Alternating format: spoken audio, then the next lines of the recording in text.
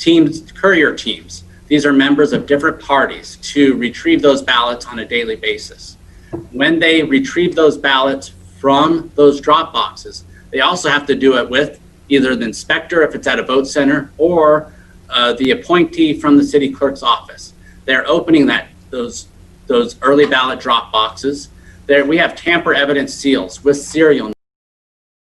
They run a tape. It's like an old-fashioned tape register. It prints out from the precinct or from the precinct-based tabulator, and it shows that every contest that's programmed in this election has a 0 vote. And our poll workers review that report, that receipt tape, and then they sign off on that ballot custody report, verifying that there was a 0 for that tabulator when they're using it to start the election day. Our poll workers then, at the close of business, they will, and all of this is done by 2 poll workers at different parties. They will go to that tabulator, they will run actually the results tape. They sign off on that results tape, how every ballot was tabulated through election day. They also write the total number of ballots that were tabulated on that precinct ballot report. They sign off on that report. They then remove one of those memory cards. They break the seal. They log that seal number again on that precinct ballot report. They take that memory card, put it in a little container that we provide them, put it in a bubble pack, and then we have 2 members from different parties transport the ballots. So they have to have a key to open up that ballot box. They take those ballots out, they put them in a black canvas bag, they seal that black canvas bag with a tamper evidence seal. That tamper evidence seal, that number is logged on that ballot custody report. So those ballots, that one single memory card, and any other critical documents that we need, like that ballot custody report, are then transferred to one of our receiving sites in Maricopa County. Our receiving sites are staffed with members from different parties. In this election, we use actually county employees from any one of our 50 county departments, and we made sure that they're from different parties. We also had MCSO sheriff deputies providing security over every receiving site. When those trucks left that receiving site and came back to MCTEC, our tabulation center, they were escorted by 2 sheriff's deputies sheriff deputy patrol vehicles with patrol deputies in those cars, ensuring the chain of custody all the way from the receiving site to MCTEC. Once those cards and those ballots are received by MCTEC, we do an inventory, we confirm that the seal numbers match, we bring those into our tabulation center. There's political party observers that were here present through that entire process, observing how we read in those memory cards on election night. So, Mr. Chairman, any questions before I move on to the next slide and talk about the tabulation process? Any questions by the committee members? Mr. Borelli. Unmute. Let me see my notes here.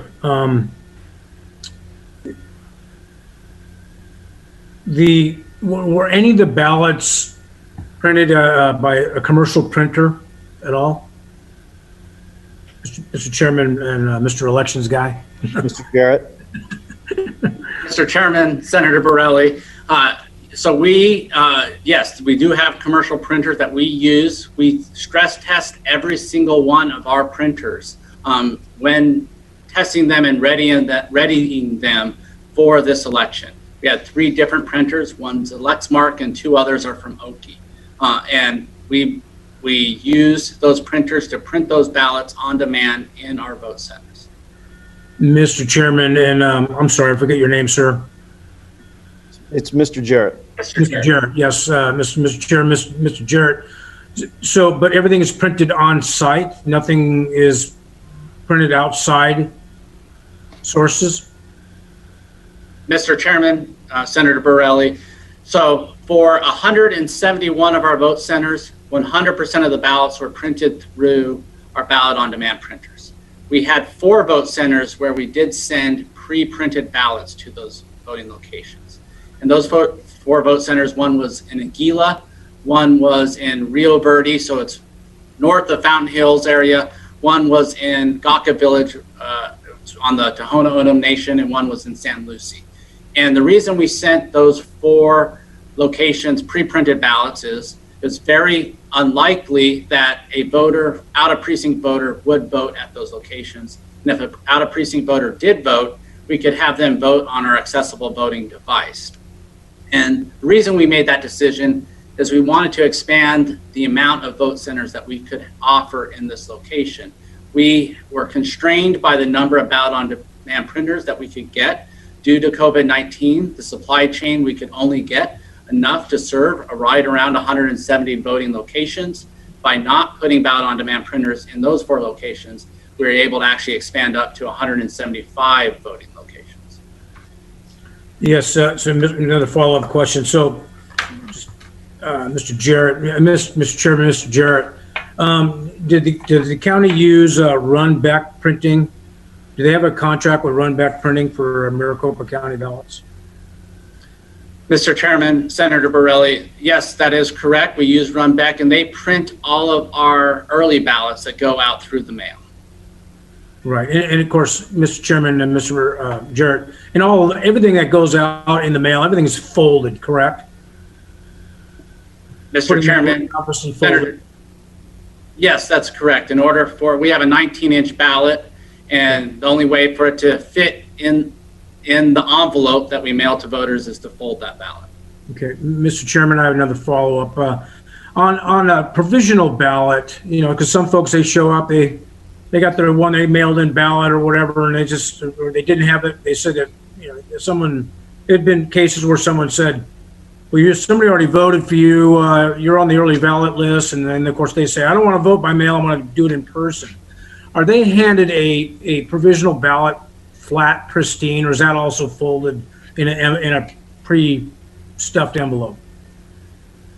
So, Mr. Chairman, Senator Borelli, if they have not returned their early ballot, and we can confirm that through our Sitebook check-in station, that voter would be issued actually a regular ballot, and we would cancel that early ballot. So, and that's one of the reasons we have so few provisional ballots in Maricopa County, in addition to the vote centers that we use. Yes. So, but if a voter, any provisional voter, comes into our voting location, that ballot is printed using one of our ballot-on-demand printers, and a provisional ballot envelope is also printed, and our poll workers are trained to guide them on how to fold the ballot so it will fit into the provisional ballot envelope. Right, okay, so either way, they're going to have a folded ballot going in an envelope, and nothing is pristine, flat, and goes right directly into a machine, because everything is put in an envelope and sent to the tabulating center, correct? So, Mr. Chairman, Senator Borelli, so if you vote using election day ballot, those are not folded, but any ballot that does go into an envelope is folded. Okay. Thank you. Whether that be an early ballot or a provisional ballot. Well, because if they show up at the polling center, they're going to show an ID, they're going to be given a ballot, but if there's a provisional that needs to be, obviously, later on, gets stuffed in a ballot. So my next question is on the adjudicated ballots where, you know, there's a coffee stain on one ballot that gets sent in via mail, however, and they have to do adjudication and obviously, you know, swap vote for vote, you know, and it's all observed. Is that ballot also folded, or is that run through pristine, non-folded? So, Mr. Chairman, Senator Borelli, so yes, we have a variety of reasons why we might have to duplicate a ballot. And so I think that's the process you're describing. And that's when we have, and those reasons could be because they are uniform overseas and military members, right? They return ballots to us through a secure portal. We had about we had just over 27,000 ballots that we had to duplicate for this election.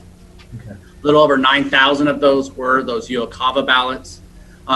We also had Braille ballots. We had special election board ballots, which are large print ballots that we mail out to voters. But they then could be those damaged ballots. So they're torn. There's a coffee spill on those. So those could come from the vote centers and maybe would have a fold, or they could come back to us through an envelope, through the mail, and they are torn or have that damage. Yeah. So when we duplicate those ballots, the original ballot may have folds, but the actual duplicated ballot does not have a fold. Those are printed at our vendor Runbeck, and they're returned to us as a straight ballot without a fold in it. And of course, then it's documented that it was adjudicated and there's witnesses and so on and so forth. Thank you, Mr. Chairman. I have no more questions at this time. Thank you. Okay, any other questions? Senator Ugenti Rita? I appreciate that. Thank you so much, Mr. Chairman. Back to the mail-in ballots. What do you do with ballots that look like the seal's been broke or it hasn't been, properly sealed? There's a tear, things like that. So the ballot itself is legible, but it doesn't look like perhaps it was securely put in the envelope. What's the process for dealing with those mail-in ballots? So, Mr. Chairman, Ms. Ugenti Rita, or Senator Ugenti Rita, so as long as they're sealed appropriately, so the voter has an opportunity. If they made a mistake on the envelope, they can request a new one, or they could go vote in person. If the ballot is actually sealed back correctly and has their initials, then we would go ahead and then count that. If it does not, then we would need to have them get a replacement ballot. So, right. So this is not properly sealed. For whatever reason, it comes unglued, something like that. So when when that kind of ballot is received by the recorder's office, what happens? Do you count it, or do you reach out to the person because it wasn't properly sealed and ask them to come in? Just curious. So if it was, the envelope was torn or was not sealed correctly, yes, they would have to reach out to the voter and have them confirm that their ballot was either voted that way, or to get a replacement ballot and request a new ballot. Got it. Excellent. Mr. Chairman, just another question, if I may. What is a voting cast record? So, Mr. Chairman, Senator Ugenti Rita, so that is the record that shows if a voter participated in any election. And that is retained in the voter registration system under the recorder's office. So it's an aggregate amount, or No. total? No, it's each individual person's recorded vote or recorded mark that they voted in that election. Mr. Chairman, Senator Ugenti Rita, yes. So it's whether so their record of which elections they participated in. Yes, so it would show whether for the voter cast record for the November general election, it would show yes, they participated, or no, they didn't participate. Wonderful. Excellent. Thank you, Mr. Chairman. Thank you, Scott. Thank you. Any other questions? Hearing none, Mr. Jarrett, please continue. The next portion of my presentation will be discussing tabulation at primarily our central count tabulation center. So, and we do many things to confirm the accuracy of our tabulation, and for me to have confidence that our tabulation is accurate. And one of the first things we did with our equipment, our new equipment that we use for this 2020 election cycle, was before we even finalized the contract with the vendor, we performed 100% hand count in the November 2019 election, and it was all mail election, but we chose one jurisdiction, the Madison Unified School District, I believe it's the elementary school district, where they had 11,888 ballots. And we did 100% hand count to verify that the tabulation equipment matched what our human hand count boards determined. Well, actually, when we went through that process, when we ran the ballots through the equipment, we knew what the equipment had determined. We didn't tell our hand count boards what those results would be. We did it in batches of 200. We had then our human hand counters go through and then do the counts themselves, and then they would compare the batches at the end. And actually, we found there were 8 variances through this process. But after research, the 8 variances were all due to human error. We could trace it right back to the humans that made the error. The machines were 100% accurate. But so after we went through that process, we were confident this system is accurate. Now, we've also done 3 separate hand counts for the 2020 election cycle. This was in the March presidential preference election, the August primary election, and the November general election. These hand counts, and there's been a lot of question about doing an independent audit. Well, this is an independent audit. These hand counts are performed by the political parties themselves. We don't hire these staff. The chairman for each party appoints individuals. The county chairman for each party appoints individuals to come perform these hand count audits. What they do is, and I want to describe the process for you. So in the central count environment, when we're tabulating ballots in batches of 200. The political party observers that are in our central count tabulation center, they identify which batches that they want. As they're observing these ballots go through the machines, they'll say, I want that batch selected for the hand count. And then we'll immediately take that ballot, that batch, box it, and then seal it with tamper-evident tape and hold it for the hand count. As they go through, and they'll keep selecting those, the different observers. And eventually we get enough that can then be randomly drawn later during the hand count selection process. When we go through that hand count selection process, we also have all of our precinct-based tabulators, all the ballots that came back from all the vote centers. So on that Wednesday after the election, statute requires we start the hand count process on the day after the election. The political party chairs come in, and then they are part of a random draw of which ballots will be selected to perform a hand count. So all 175 vote centers are put into basically a hat in which they draw. 175 are there. We did 2%. They were able to draw out the 4 vote centers that we ended up selecting for the hand count. We also, they then select from those batches that were identified by the political party observers. They randomly select those. And then we start that hand count process. We started it for this election on the Saturday after the election. And these were, again, appointees by the political parties coming in, and we do 5 different contests. We did 5,000 ballots for early ballots. We did just over 2% of all of our vote centers as required by statute.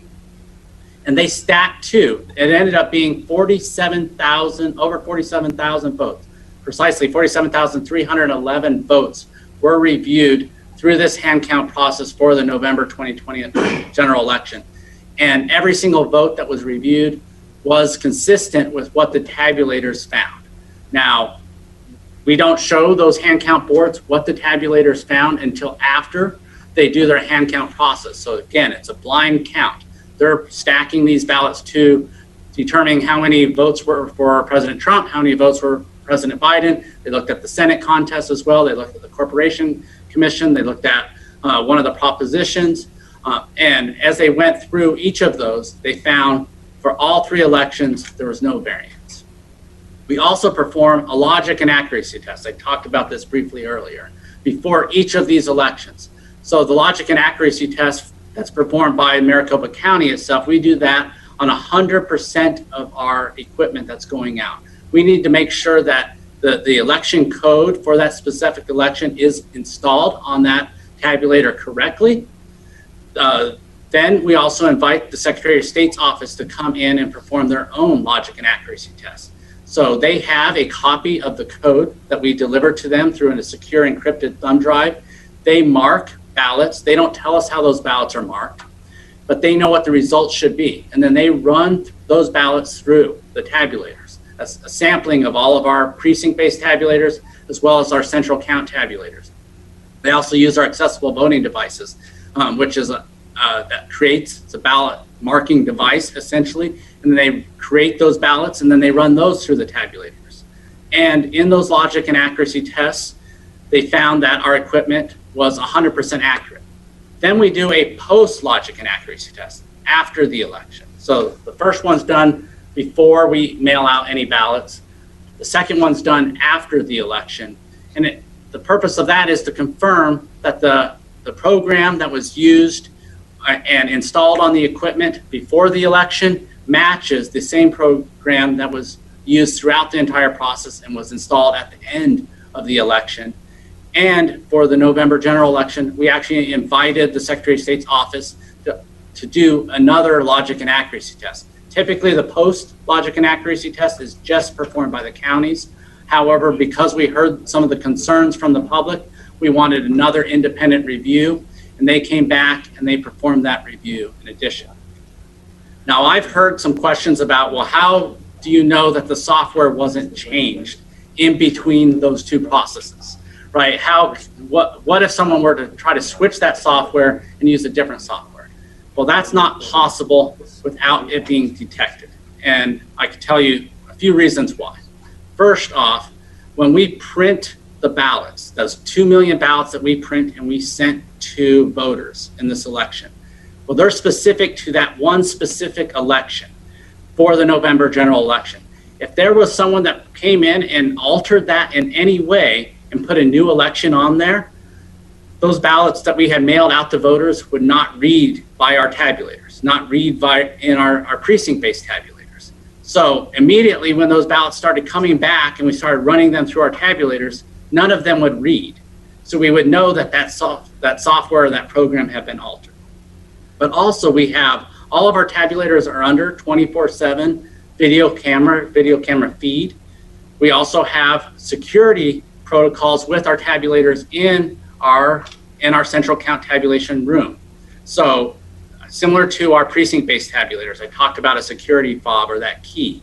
In order for you to make any changes to our tabulator, you need that key, and you need an administrative password, and you need another password, a PIN, for the actual tabulator itself. When we set those tabulators up, once that program is installed, we put it in user mode. When that tabulator is in user mode, the only thing that can happen on that tabulator is to run ballots or reject ballots. And you still need a series of 2 passwords to be able to log into that tabulation equipment. You need the password to get into the computer and that security passcode to get into the tabulator itself. So there's really no possible way for the program itself to be altered during the course of the election. And the logic and accuracy test before and after proved that the software wasn't altered or tampered with in any way during the election. The other thing that assures me that our system was accurate, and this is one of the benefits of our new tabulation equipment, is that we offer Maricopa County voters a brand new ballot design. For this election, we were using ovals. In the 2016 election, we are using arrows for voters. And that new ballot design allowed us to offset those columns. So another issue that we've heard is the use of Sharpie markers through the process and allowing voters to use those on election day. And that is absolutely correct. We wanted voters to use Sharpie markers on election day. And the reason was because those Sharpie markers dry faster. So when we insert a ballot on election day through the tabulators, they're creating that digital image of the ballot. Because they're creating an actual photocopy or that image of the ballot, we have a Mylar film that is very close to that ballot and actually touches that ballot. We need that ink to be dry. And the Sharpies are some of the fastest drying ink on the market. We tested it with ballpoint pens, and the ballpoint pens actually do not dry nearly as fast, and they actually smudge the tabulators. If that smudge or that residue continues to build up, it would render our tabulators inoperable on election day.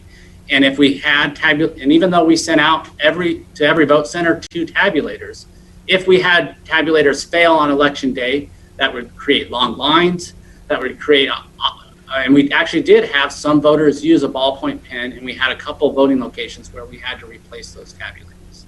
But because of the new ballot design, those ovals are offset. So when bleed through does occur with the Sharpie marker, it would not affect the tabulation of any specific ballot. Because on the opposite side of the ballot, that oval is not where you filled in the oval from the front side, you turn it over to the back side, any of that bleed through does not overlap with an oval on the back side. And we can prove this through the number of overvotes. When you compare the number of overvotes 2016 to 2020. So on this slide, I've shown, and this was consistent for every single contest on the ballot. What I'm showing here on the slide is just for the presidential line. But in 2016, voters were 6 times more likely to overvote the presidential contest. And an overvote is when, so for the presidential contest, for example, it's a vote for one. If you fill in one oval in that contest, that would not be an overvote. But if you filled in 2, you voted for both Trump and Biden, or both Trump and Jorgensen, or one of the candidates and the write-in, that would create an overvote situation. Except for if the voter voted for one of the candidates, say Biden, and then they also wrote in Biden's name, and then they filled in the over for Biden, that would create an overvote in the precinct. However, because 100% of write-ins go through electronic adjudication, we train our electronic adjudication boards to look for that specific situation and then remove the vote in the write-in candidate, which would then no longer allow it to be an overvote, and then that would have been awarded to the candidate that received that vote. The other thing that we look at is undervotes. So this is when voters leave a contest entirely blank. And this does happen even on the presidential line. So in 2016, voters were 3 times more likely to undervote the presidential contest, leave it completely blank. So not only do we have higher turnout in this November general election, the voters that actually cast and voted their ballots, more votes were actually counted as well in this election. So a much more accurate tabulation system, and this is a result of not only our new ballot design, but the legislation that Mr. Chairman Farnsworth, that you sponsored, the electronic adjudication, allowed us to use that process to ensure that we are counting more votes for voters in this election than any election that we've had in the past. We also have a very reliable system, and a system that's done with integrity. And this is, and we can confirm this through the certification process. And I know there was questions about exactly what we do for certification. So this is the U.S. Elections Assistance Commission that performs, and this is at the federal level, that does a certification. They do a robust series of tests using accredited voting system testing laboratories. So these voting system testing laboratories have to be approved by the National Institute of Standards and Technology. So that's the standard setting board for all IT controls, cybersecurity controls. They're one of the gold standards in setting how all of these security provisions and protocols keep our systems safe. So they accreditate and recommend these voting system testing laboratories to do this work. The U.S. Elections Assistance Commission will then approve those voting system testing laboratories, and they do a robust set of tests to look at the source code, look at the hardening of the device, look at the security of the device to make sure that it's not susceptible to being hacked before they certify it. They make every attempt to try to break into that equipment, see if it would be susceptible. They will not certify unless it goes through this process. But then, because of the state legislature, they require that we also go through the Secretary of State certification program as well. And this equipment did do that. That was done by the Secretary of State in the fall of 2009. It was certified. They have a review committee. They bring in members from the universities, and they do similar type testing to ensure that this equipment will be reliable and can be used in the state of Arizona and is accurate. Other reasons why I know that this election was done with reliability and integrity is we invited political party observers to review the process. We've already talked through this some today at this hearing. And we did. We had more observers involved in this process than ever before. We had them in our early vote centers. We had them at election day. We had them following our couriers. We had them in every room in early voting, our signature verification room, as well as in tabulation adjudication. And I would go down and daily, as I would walk through the tabulation center, I would have conversations with these observers. And they would identify, some concerns that they had or questions, and I would walk through and talk with them. So I'm confident that they could see and observe the processes. And we welcome these observers to the process. They play an incredibly important role to add integrity to the tabulation process. I have another slide on tabulation, but wanted to open it up to the committee if they had any questions before I move on. Thank you, Senator Ugenti Rita. Thank you so much, Mr. Chairman. Just so I'm following, are these the observers that had to stand a minimum of 6 feet away, or 6 feet away? Are we talking about the same observers?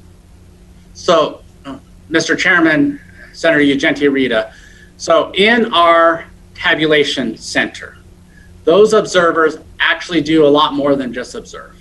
So Okay. when we are, every day before we start tabulating, they come over to our equipment, they log what the ending count is, or the beginning count before we start tabulation. They also log on a separate report, or in that same report, but the ending count. And then they come and compare those numbers the day before and day after.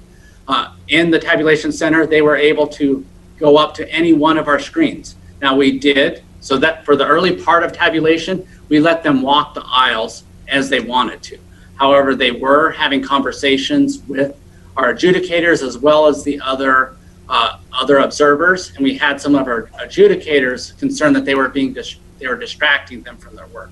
So what we asked them to do was, we did set up a 6-foot limit, but then we asked if they wanted to go observe closer. They just needed to get permission from our manager overseeing the process, and they would allow them to walk the aisle to get much closer to the electronic adjudication, as well as the duplication process. They were not 6 feet behind. They were able to get real close and see everything that occurred. Excuse me. So I hate to keep But belaboring.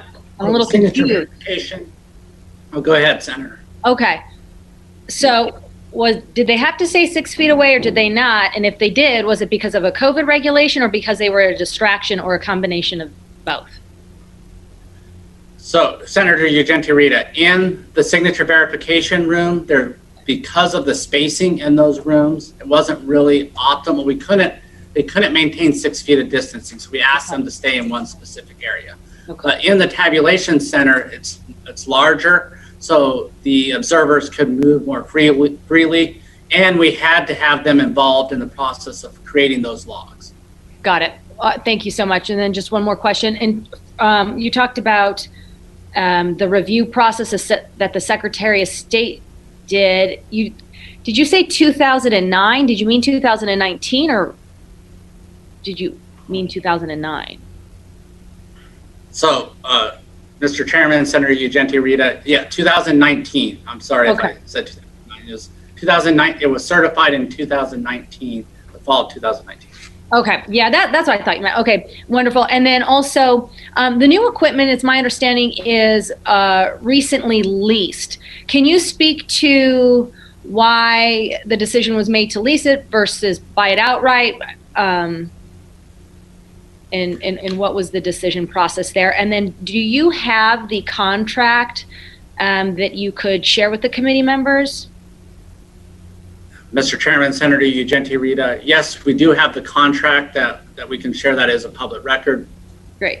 And the reason why the county decided to lease versus purchase is right now we're using the voluntary voting system guidelines from, I think the most recent version is 2005 updated in 2015, and we're expecting new guidelines to be coming out in the next few years. Okay. So we didn't want to lock ourselves into equipment when new guidelines, which would potentially enhance the security even more or make further improve the tabulation systems. We didn't want to lock ourselves into a long-term purchase until those guidelines had been released. Okay, Mr. Chairman, and then those guidelines come from where? I just missed that part. The U.S. Election Assistance Commission. Okay, got it. And they're supposed to come out one more time. When? So, Mr. Chairman, Senator Ugenti Rita, I don't have the specific date or timeline. I know that's supposed to be they're forthcoming within the next year or two. I see. Okay, thank you so much, Mr. Chairman. Scott, appreciate it. Thank you. Senator Leach. Thank you, Mr. Chairman. Mr. Jarrett, I'm confused, as of many voters in the state of Arizona, on the the 2% audit that is statutory, you have the ability, this is my understanding, you have the ability to go higher than that.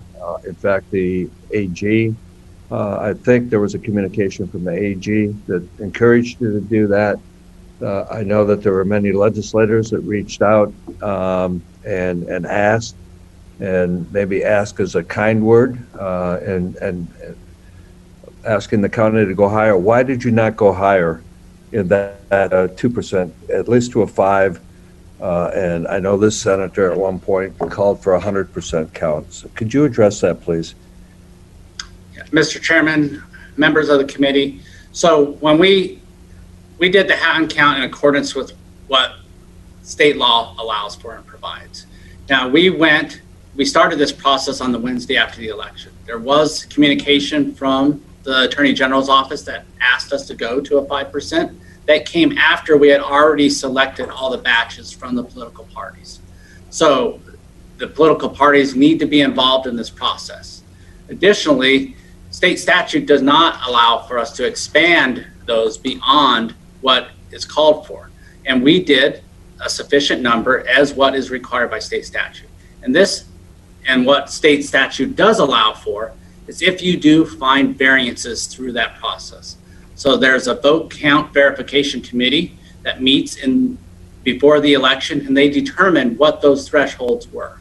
So for early ballots, I believe it was 3 votes or 5 votes and 3%. For election day ballots, it was, I believe it was 1% and 3 votes, something along those lines. So if you find any of those variances through the hand count, then that's when you're supposed to expand that hand count process.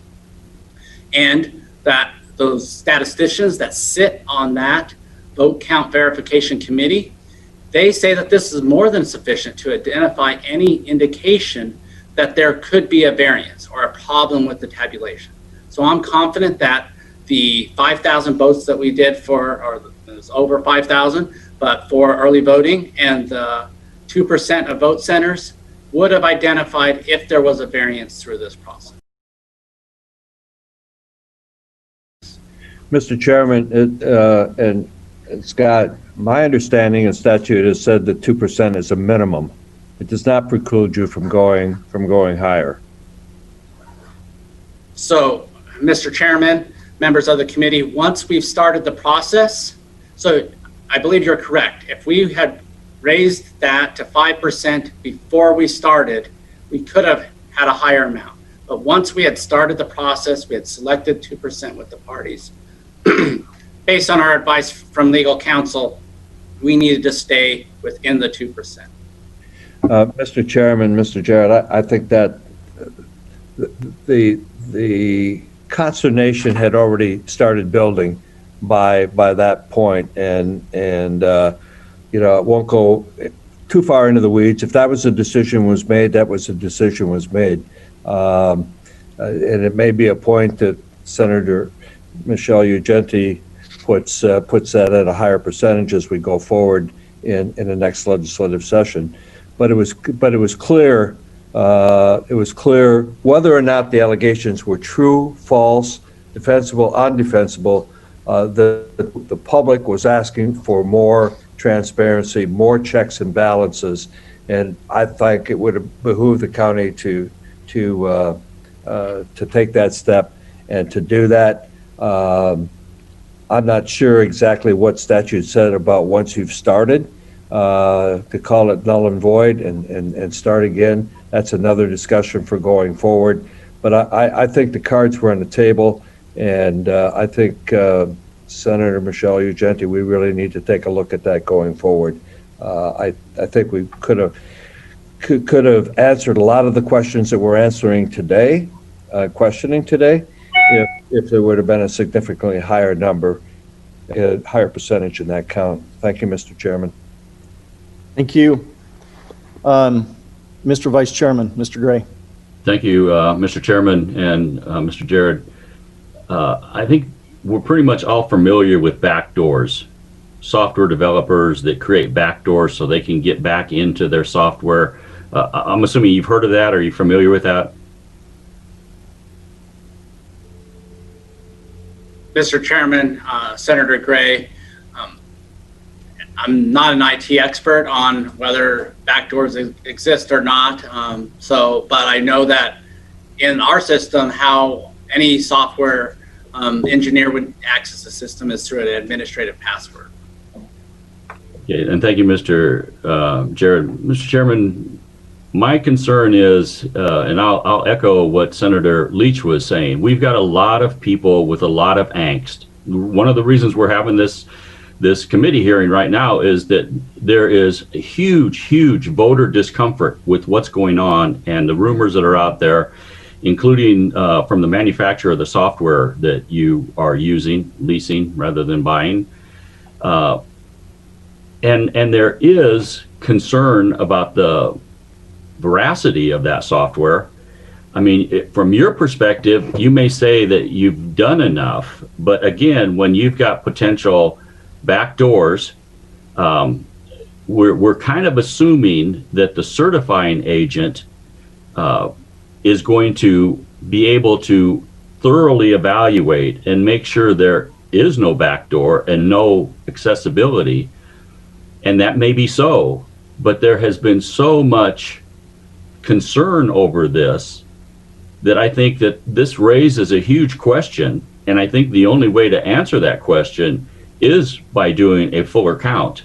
And yeah, you may have had the proverbial 2% that should have satisfied, but obviously we've got thousands of voters that are not satisfied with that, hundreds of thousands.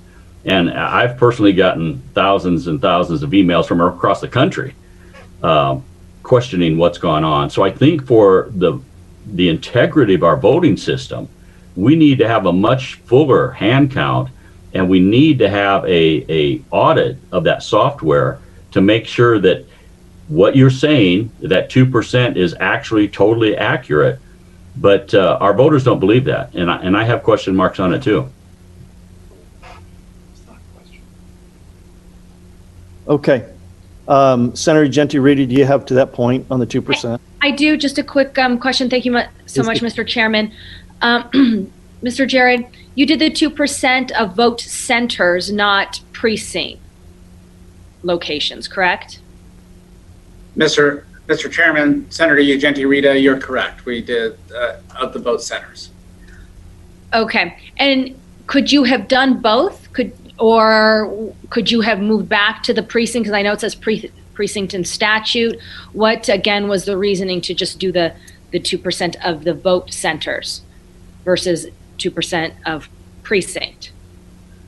So, Mr. Chairman, Senator Genti-Rita, well, state, or at least through the Elections Procedures Manual, when you use vote centers, that calls for you to do a hand count using vote centers. So that's one reason we did it, is because that's what the Elections Procedures Manual calls for. But secondly, it's not practical for us unless we did 100% hand count, because all the ballots come back to us and are secured by vote center. So we have them, as I described earlier, in the poll workers put them into these black canvas bags. Those black canvas bags are then sealed with tamper evident seals. They come back to us. And because it's a vote center model, any voter could vote at any one of our vote centers. So the only way then to go back through and separate those ballots into a precinct would be to, first off, break the chain of custody, and then have to then manually sort through all 167,000 of those ballots into a precinct. And then you would never be able to go back and put them into a vote center order. And if a court ever called into and wanted to look at how those votes were counted for one specific vote center, we would not be able to satisfy that request. So, Mr. Chairman, okay. So obviously there needs to be a fix there, because we have the election procedural manual that is overriding what the statute says. It looks like that was done knowing that statute didn't align with the procedural manual. So we're all going to need to work together to make sure that language fits and flows together, so we don't have that contradiction, because that that led to a lot of consternation with people.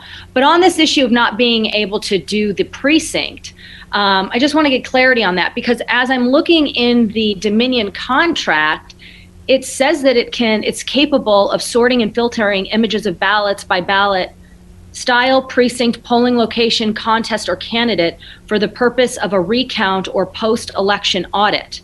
Officials can review all of the digital ballot images in an election or a subset of the ballots based on the chosen filtering conditions.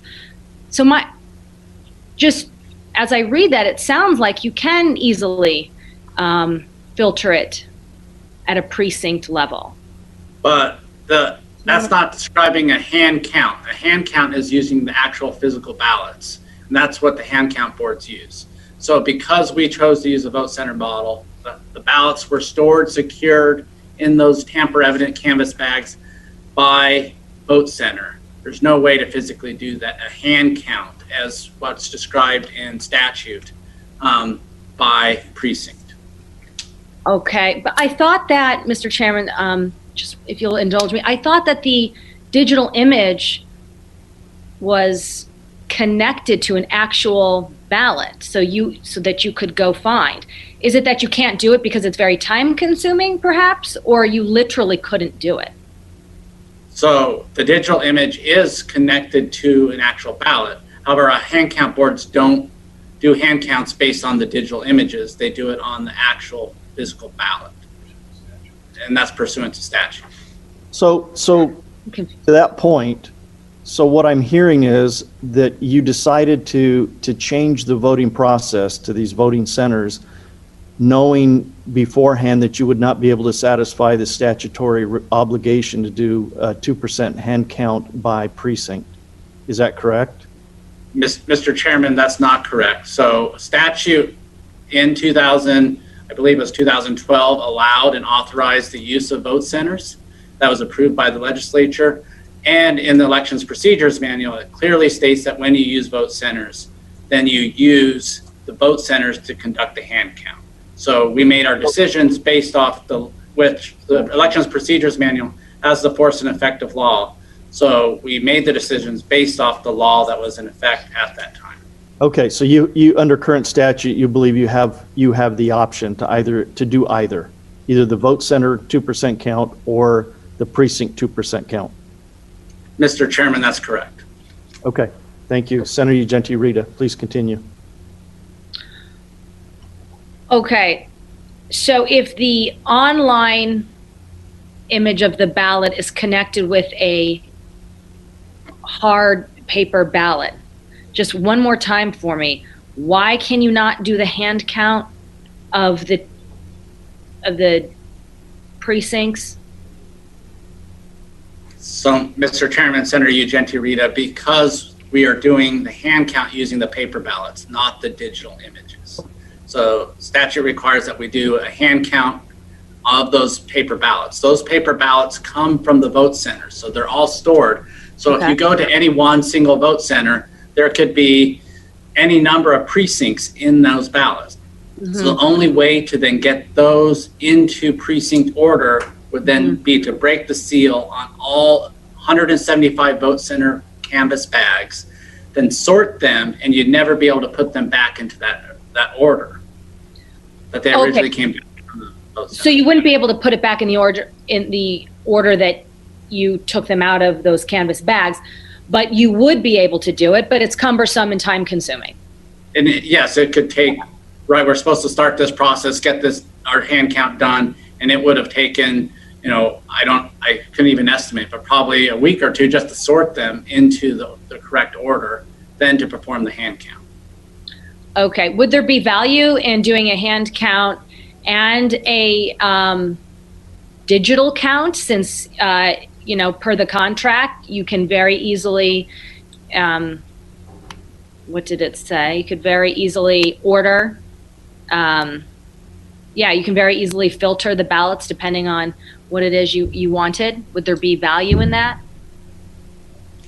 So, Mr. Chairman, Senator Ugenti Rita, anything could have value. I believe that the current processes that we have in place through the logic and accuracy testing, that tests the functionality of the system, the certification process of this system, as well as the electronic adjudication piece to this. When those boards are performing electronic adjudication, they are creating manual logs, logging every single action that they take. They're looking at the audit marks that are created from that first ballot that goes through the tabulator to now the second audit mark that gets created when that electronic adjudication board performs that function. We create then a system generated report that those electronic adjudicators use to compare every action that they took. They take that role incredibly seriously, and they would have identified issues or errors, and they didn't through that process. So I'm confident in our system. Now, based on what Senator Gray said about voter trust and hearing of concerns, I'm concerned about that. I want voters to have 100% confidence, be as confident as I am in this election process. So I am willing to talk through what type of changes, at a future date, when we start talking about legislation that could be implemented to help rebuild that confidence so those voters have the same level of confidence that I do. I appreciate that. And Mr. Chair, and the reason I bring that up is I'm just trying to take advantage of the technology that you guys are leasing. So if we're going to have these digital images and store them, then perhaps we could put them to use other than just adjudicating. Thank you. Thank you. Senator Borelli, did you have a question? You're on mute, Senator. Thank you, Mr. Chairman. And Mr. Jarrett, one more question. When you were going back to the signature verification in a signature verification room, after they verify the signatures in that room, do they open up the ballots and send them out to be tabulated, or do they keep them sealed until they get into the other room to be tabulated? So the signature verification folks do not open up the ballots. That's a separate room. It's our early ballot processing room. Those bipartisan boards, members of different parties, do the separation. So and then after they are separated from the ballots, the ballots are separated from the envelopes, then they're transferred to our ballot tabulation center to be tabulated. Thank you, Mr. Chairman. Mr. Jarrett, in a previous meeting, there were people that swore under oath, under penalty and perjury, that they were in that tabulating room waiting for ballots to come out of the signature verification room, and they swore that those envelopes were already opened before they got to them. Are you aware of anything like that happening? I mean, no, everybody can't be in the same place all at once. So, I mean, have you heard anything about that? I'm not aware of that testimony, and I'm not aware of that happening in Maricopa County. Okay. So Thank you. if they only get opened once they have a good signature by our EV processing boards. Yes, Mr. Chairman, Mr. Jarrett, but you just said once they verify the signatures on the envelopes, that they get sent to another room to get opened up and counted. So, Mr. Chairman, so the process is after a ballot has a good signature, it comes back from our vendor, which it was secured in a vault. The envelope is still sealed at that point. We have a mail room with that. We send these ballots through an envelope slicer, right? We're doing this for 2 million ballots or 1.9 million ballots that came back through Maricopa County. Then they're immediately transferred from the mail room to the EV processing board, those bipartisan boards that actually remove them from the ballot. If they do not have, so the only ballots that are in our signature verification rooms are in ballots that have a need packet. Those are sealed. They're not opened. And those envelopes then will have a log of all the attempts that we are working through to try to cure that signature with the voter themselves, making phone calls, sending letters. If the signature is blank, sending that ballot back to the voter so if time allots that they can then add their signature to the ballot and send it back to us. So, but those ballots that are in that room, the signature verification room, are not open. Right, so when it leaves the signature verification room, even if they've made numerous phone calls trying to contact that voter, they can't contact them, obviously it's gonna go over to a different bin, because it's kind of like a dead file, but the ones that did get verified and they leave that room, they are unopened, correct? That's correct, and they would need to go to our mail room to open them and then transfer them to our early ballot processing boards. Thank you. Senator Leach, do you have a question? I do. Thank you, Mr. Chairman. Mr. Jarrett, let me talk about Dominion and the people on site. When were the Dominion people, when did they arrive on site for the election, using the election day? Were they there at the beginning of early ballots being counted? Or did they come in for November 3rd? Well, let's take that question first. Mr. Chairman, so we have actually 2 members from Dominion that have an office here in the elections department, and they assist us with working, sorry, having a connection. Mr. Chairman, can you still hear me? I can. Thank you. So they have an office here and they assist us with any tasks that we have, any expertise that we need. So when we implemented this system, those individuals are involved in training our staff to program elections, and training our staff to create ballots for each election. Our staff do all of that functionality now. However, those Dominion staff are available to support us through an election. And in Maricopa County, we had 5 elections this year. So they were here for that entire period. Now, there are times where they are not here and they're working on elections for other counties, but they were here before and during this election. Mr. Chairman, Mr. Jarrett, were they, could they come and go as they pleased? Was that office available to them 24/7? Mr. Chairman, members of the committee, yes, they have access to our facility. They have a badge access and they're authorized to enter. Could they, Mr. Chairman, Mr. Jarrett, could they be there on their own without someone from the county watching what they were doing or how they were acting? Mr. Chairman, yes, Dominion can enter and be here because they have access to our facility. Now, all our ballot tabulation center, anything that's connected to our reporting system is under a 24/7 live camera. So, Mr. Chairman, Mr. Jarrett, so they could be working on the equipment without supervision from the county. Is that correct? Mr. Chairman, only under our direction, but yes, they do have access to the facility. Well, Mr. Chairman, Mr. Jarrett, direction and observation are 2 different things in my mind's eye. Is that correct, Mr. Jarrett? But you are, as you described, they do have the ability to access the facility when we have staff members not here.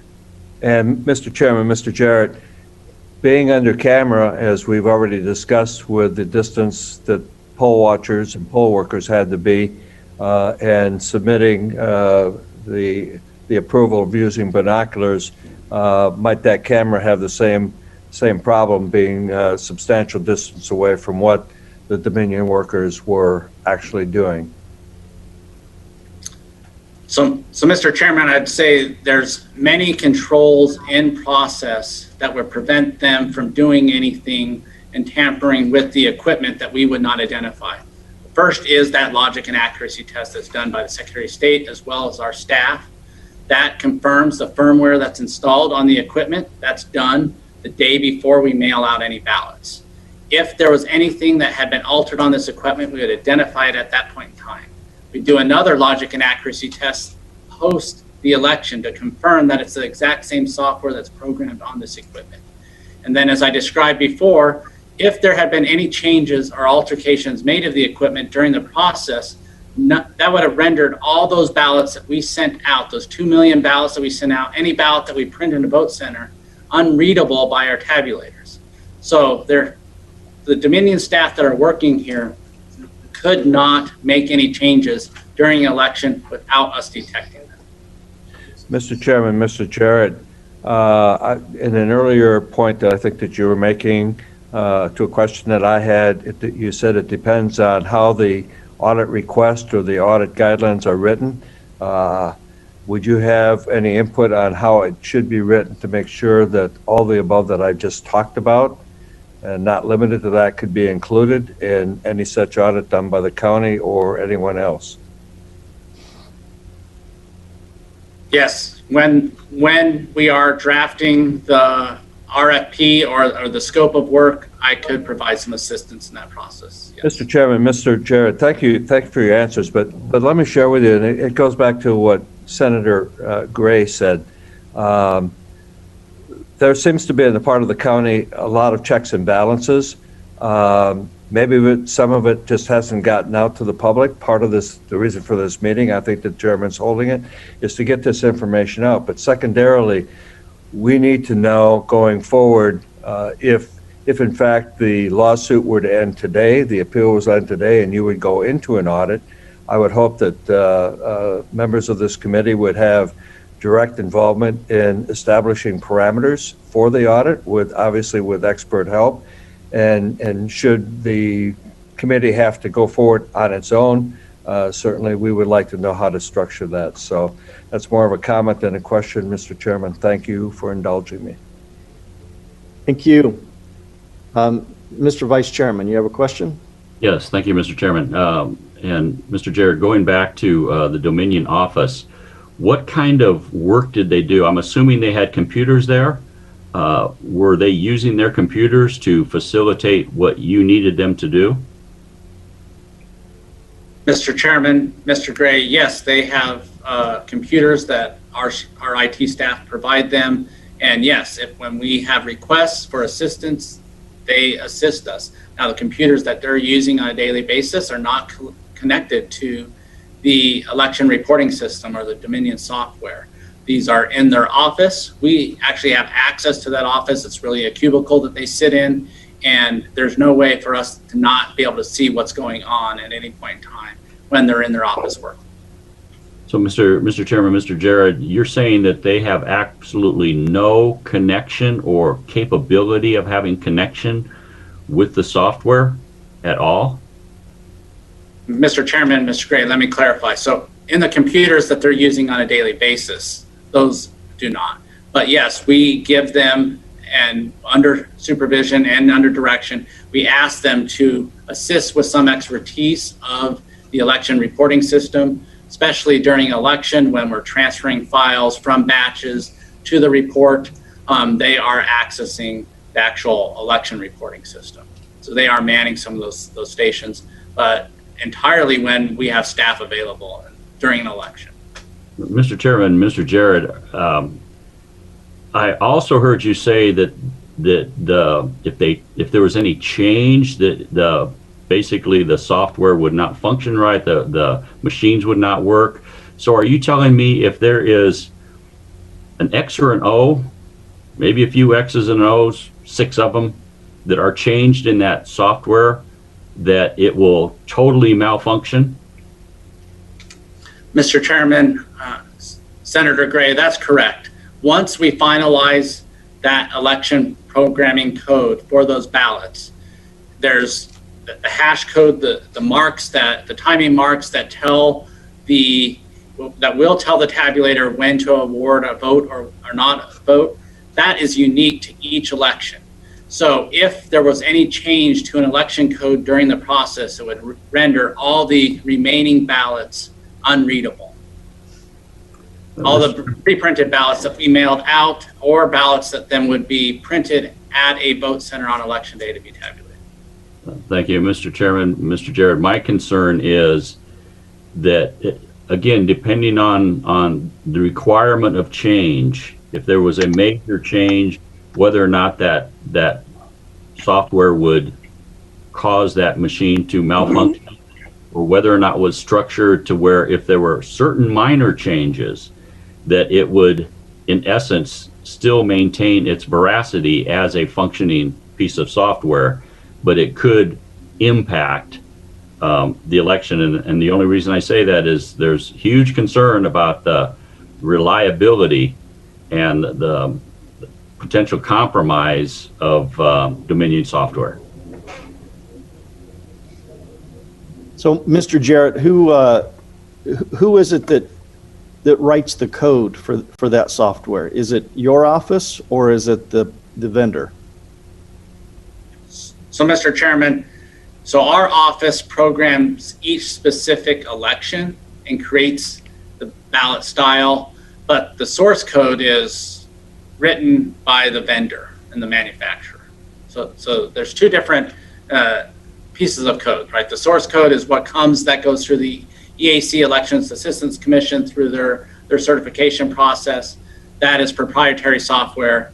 Our staff have no knowledge or expertise in what that source code is involved with the source code. So But a specific election, sorry, go ahead. are you suggesting that those who have written the source code couldn't modify it at all without invalidating that election? I mean, is that what you're saying? There's no possible way for them to modify the code? So, Mr. Chairman, based on my understanding of the system is that once we program a specific election on using that software, any alteration or change to the software or that election program itself would then render those ballots that we've created not readable. Okay. That I'm not a programmer, but I have a hard time believing that the people who are writing the underlying source code could not incorporate the code that has been written in for a specific election, which is layered over the source code.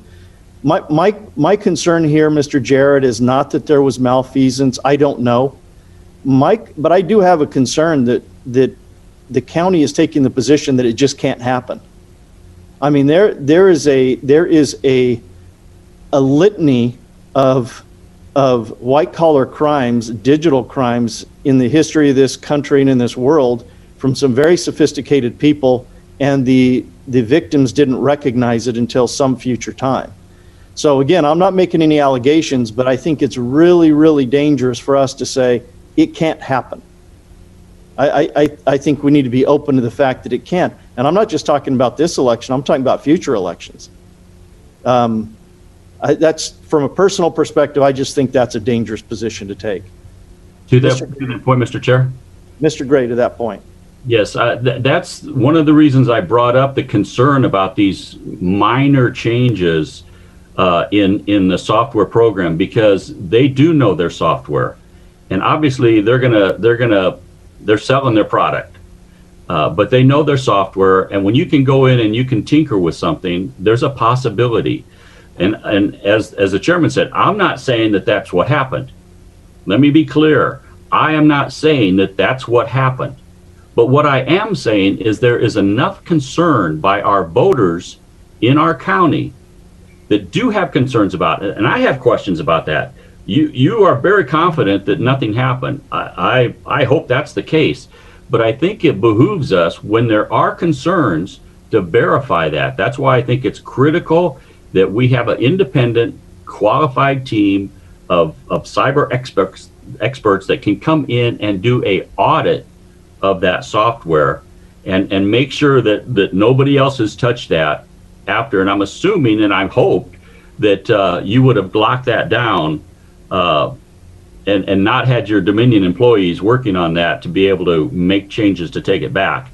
But I think, again, for our voters' sense of confidence in our voter system, we have to have that type of forensic audit to make sure that what we've got is a viable piece of software that wasn't contaminated, that didn't skew voters.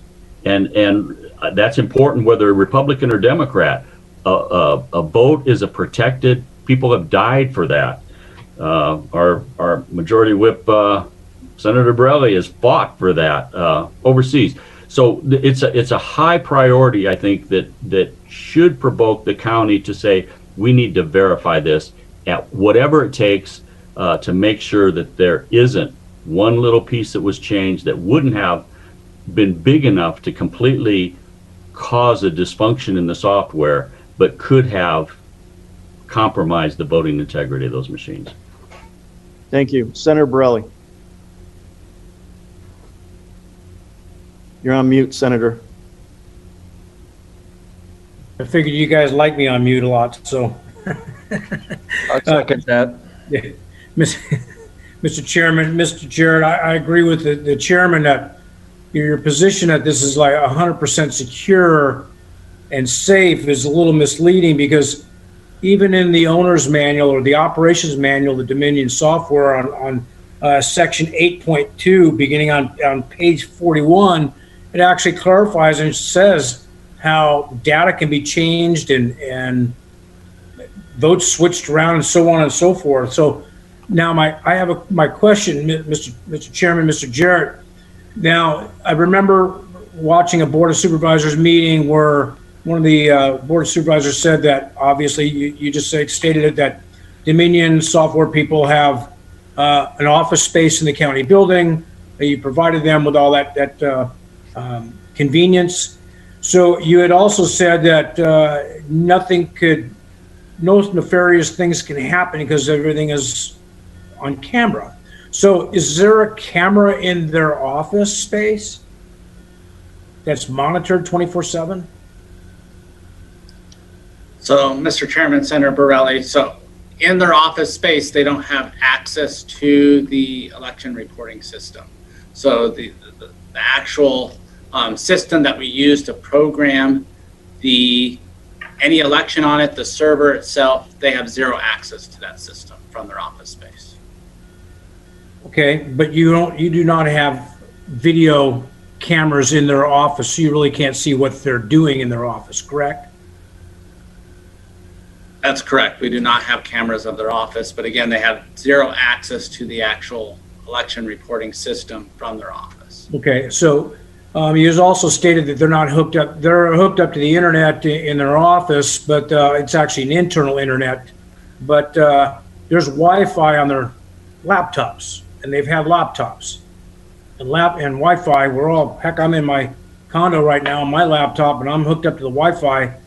And so to say that they don't have any other access sending data outside a secure area, that's a pretty strong statement. So I kind of find it hard I'm not calling you any names or inferring anything. I just find it really difficult to believe that, look, nothing's 100% secure. If people want to cheat, they're going to cheat. People want to steal. That's why we put locks on doors. But our constituents are screaming for blood. They want to make sure that their right, their obligation, their privilege to vote is protected 100%. And the integrity has to be maintained. And regardless of Republican or Democrat, just for future elections, we need to make sure that this is the protection of our democratic republic. So, and anything that any computer can be programmed to do all kinds of stuff. They had in Michigan, they had two changes that only the audit was able to actually discover. So naturally, you all did the preliminary testing, which is good but a lot of things happen during the performance of the system. So I really think hopefully we can work something out here where we get some continued cooperation from Maricopa County that we can get to the bottom of this. Anyway, I'm sorry, I just made a statement, but I find your statement that this is secure and 100% accuracy and integrity is a little bit hard to swallow. No accusations to you, my friend. Thank you, Senator. Senator Quesada, do you have a question? Yes, I did. Thank you, Mr. Chairman. I guess I wanted to get some clarification from Mr. Jarrett, because I think our last couple of members that have asked you questions have implied that you are communicating that it is impossible for any wrongdoing to occur. And I'm not sure I heard that. What I'm hearing from you through your testimony is that you believe that if there were any type of improper activity,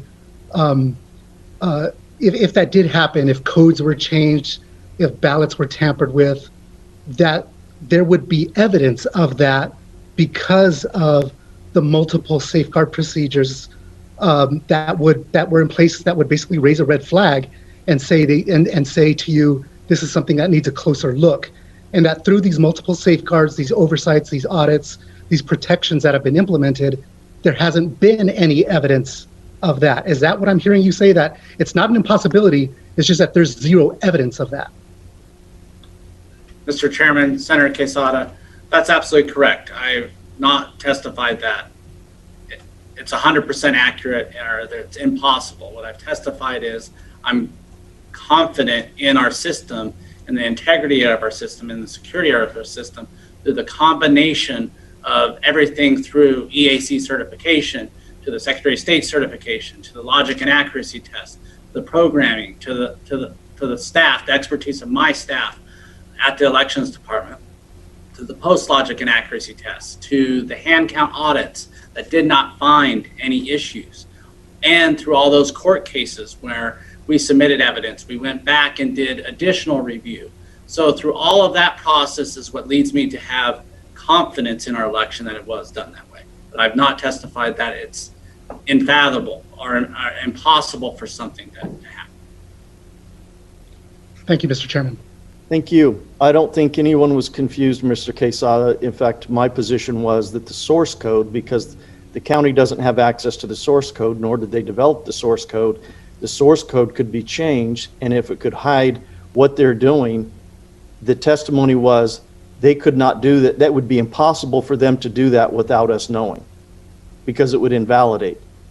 That's the concern that I have. When we believe that it's impossible for them to do something without us knowing, that opens the door to, in my opinion, maybe overconfidence is the best way to put it. Okay, we have Senator Leach. You have your digital hand up.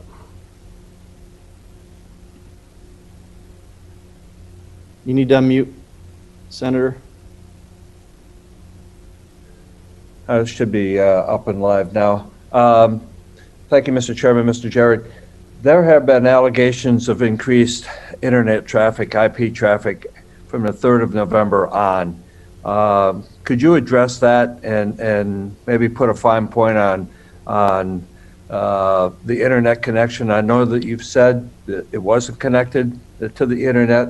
I'm not sure if there was a stop date on that when it was connected to the internet, and the amount and the direction of this internet traffic being alleged. Mr. Chairman, members, I am not aware of any increased internet activity coming from our election department servers, so I can't speak to that. Thank you, Mr. Chairman. Thank you, Mr. Jarrett. Okay, any other questions? Mr. Jarrett, do you have more of your presentation? Mr. Chairman, I do have one more slide. Okay, apparently we have Mr. Gray. Do you want to, okay, you want to wait till after the slide? Okay, Mr. Jarrett, please go ahead and finish your presentation. So the last piece of my presentation just goes over the security of the election, and we've actually talked through many components of this through the questions from the committee. But just wanted to highlight, and there's no way that I can describe every single security protocol that we implement to ensure the security of the election, but wanted to highlight several of them. First is we do restrict access to the ballot tabulation center, the vault, the server, to individuals that have a need to be in there, so a direct job responsibility oversight. This does include the Dominion staff that do have responsibilities to serve us under our direction. We perform background checks, criminal background checks at the county level, the state level, and the national level of all of our employees. This includes our full-time staff, and we do this as well as for temporary staff. We do voter registration confirmation. Now this serves a couple items. First, you can't vote if you have a felony. And so that confirms they don't have a felony on their record. And we need to confirm party affiliation. So when we're assigning members to these boards, these electronic adjudication boards, duplication boards, EV processing boards. But it's also, we verify voter registration information for political party observers. We don't do a background check on the observers themselves. The parties themselves appoint these individuals, but we do a voter registration check before we allow them into these sensitive areas. We have, it's been mentioned many times that our tabulation equipment is on a hardwired, isolated network, and it's not connected to the internet. There was a discussion item made earlier about making this information available to the voters. And we have a BeBallotReady.vote website where voters can go and get a customized dashboard to check their voter registration status, all those types of things. But we have actually several useful videos on that site. And one of them covers tabulation security. And you can actually trace, the video even traces the wires from the tabulators themselves to the server room. You can see many of the security protocols right through that video. Probably does even a better job of articulating what our security protocols are than mine, than I'm doing today. So a very useful video. There's also videos on there on ID and you need to vote at a voting location, early ballot processing. So those types of things, a lot of good, useful information. Talked about the security fobs and the passwords. So many different layers of security for the equipment themselves. Not only do you need to have a key to access it, you need to be able then to have the password itself to be able to access any system. That includes our central count tabulators, as well as the tabulators that are out at the vote centers. We have different user modes and different security settings on this equipment. I described that we have a user mode. So once our election is active for our central count tabulators, they are put into a user mode where they only can accept, they can scan, accept, or reject ballots. No other activity can be done on those central count tabulators in that user mode, and they stay in that mode for the entirety of the election. So we have an error gap. We do have to report results to our website and to the Secretary of State's website, but we create an error gap. So anytime that we plug a device into our election reporting system, it is only used once. So we immediately open it from a sealed package. We open that device, and then that's when we insert it in to create a copy of those reports, those result reports.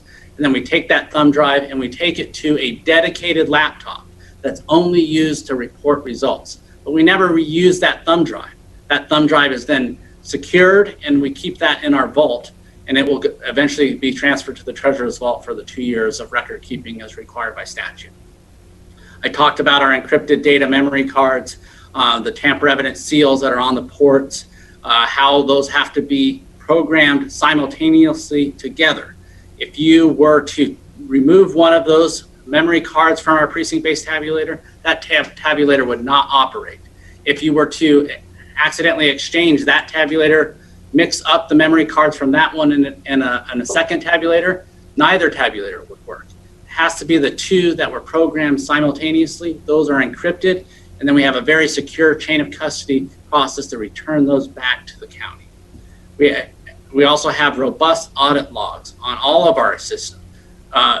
When a ballot goes through one of our central count tabulators or our precinct-based tabulators, there's an audit mark affixed to that digital image of the ballot that shows exactly how that tabulator calculated each contest or awarded each contest. So that is affixed through an audit mark.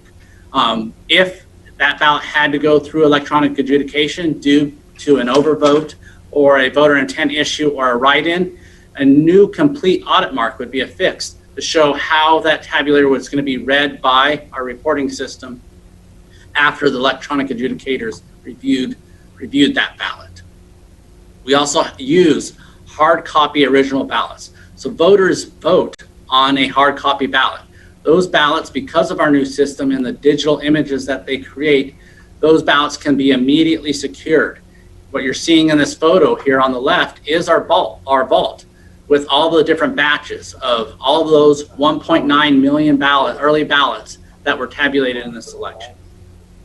And then everything is on under camera 24/7. 365 days a year. So we have all that's video footage, and that video footage is backed up and available for review. So with that, that does conclude my presentation. I know that we have more presentations, one for Mr. Liddy as well, but if there are any other outstanding questions, I'd be happy to answer those. How long is that video stored? How long is it available? So statute does require us to keep it through the entire election cycle for a November general election, and through the challenge period. And because we have these ongoing court cases, we've extended it, and we do have it all the way through this cycle as a backup. Okay, thank you. Mr. Gray, you had questions? Yes, thank you, Mr. Chair.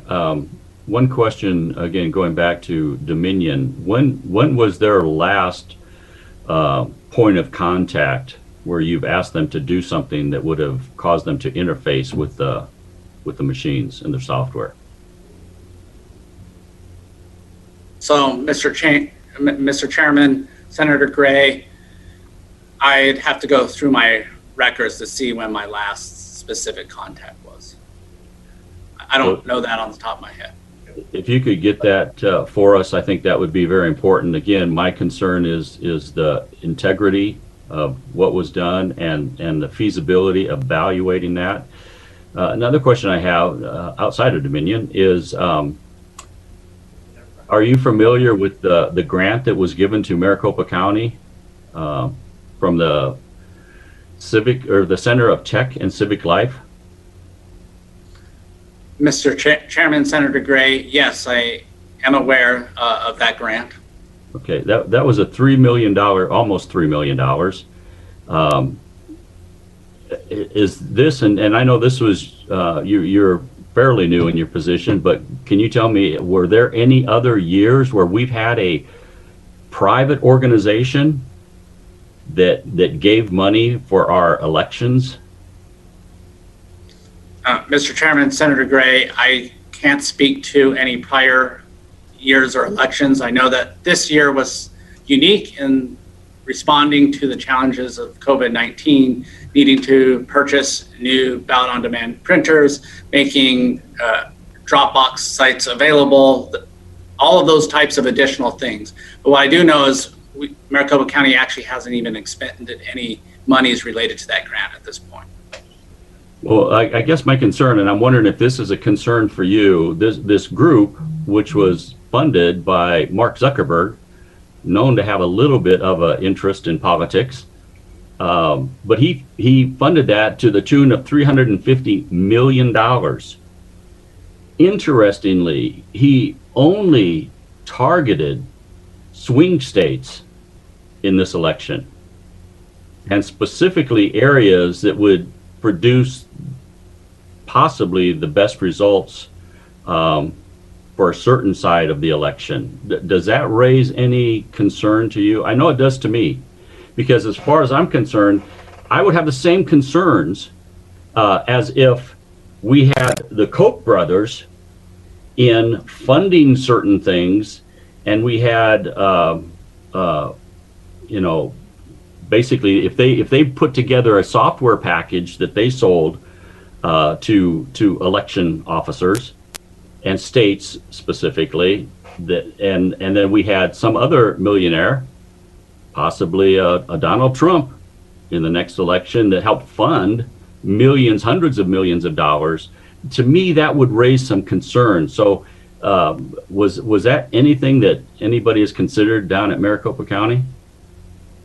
So, Mr. Chairman, Senator Gray, the acceptance of that money did not influence any of the operations. When that was being reviewed, it was, would it align with and help pay for the initiatives that we were already planning to implement for this election?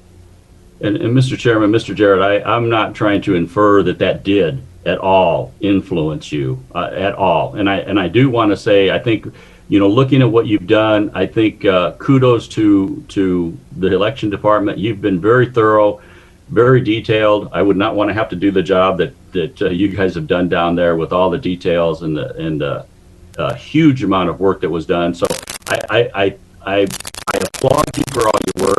not questioning your integrity or the intent of anybody in the county. My concern is, again, with the veracity of this election process, and that's not just coming from me, it's echoed by thousands and thousands of our Maricopa County voters. And so that's why I am pressing, again, to have an audit to verify that absolutely nothing was done, a forensic audit on our equipment and the software. But again, I do want to applaud you for all of the extreme care that you've taken in making sure that what was done was as thorough as you could make it. But again, as you said, you're not a software expert. My concern is I'm not a software expert either. And so I would like to see software experts actually do a thorough audit, forensic audit of that software to make sure that our voters can be able to say, this was a fair election. That's all I want to see, is this was a fair election. And I think that's what our voters want to see, and it's what our voters deserve. But again, thank you for all the work that you've done in sharing that information, and all the work you've done in making this election process as secure as it was. And I think you're questioning, Senator Gray, of the $3 million is an issue of optics. Even if nothing was done that was nefarious, it still erodes the level of confidence by the voters when they learn that there is private money from either side that has come in to help run the elections department.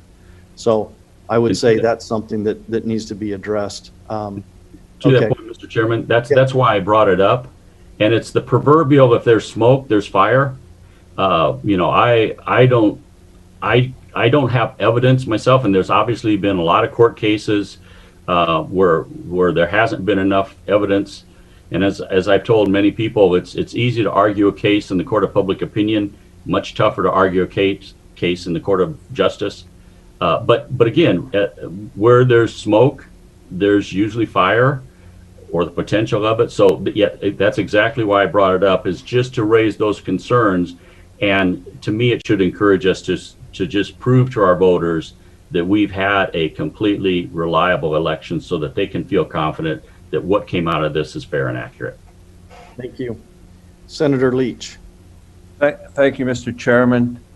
I just want to follow up and maybe make a closing comment on this particular portion of what we're hearing today. It is one thing, and I appreciate the work that the county has done. I've said this before in the opening remarks.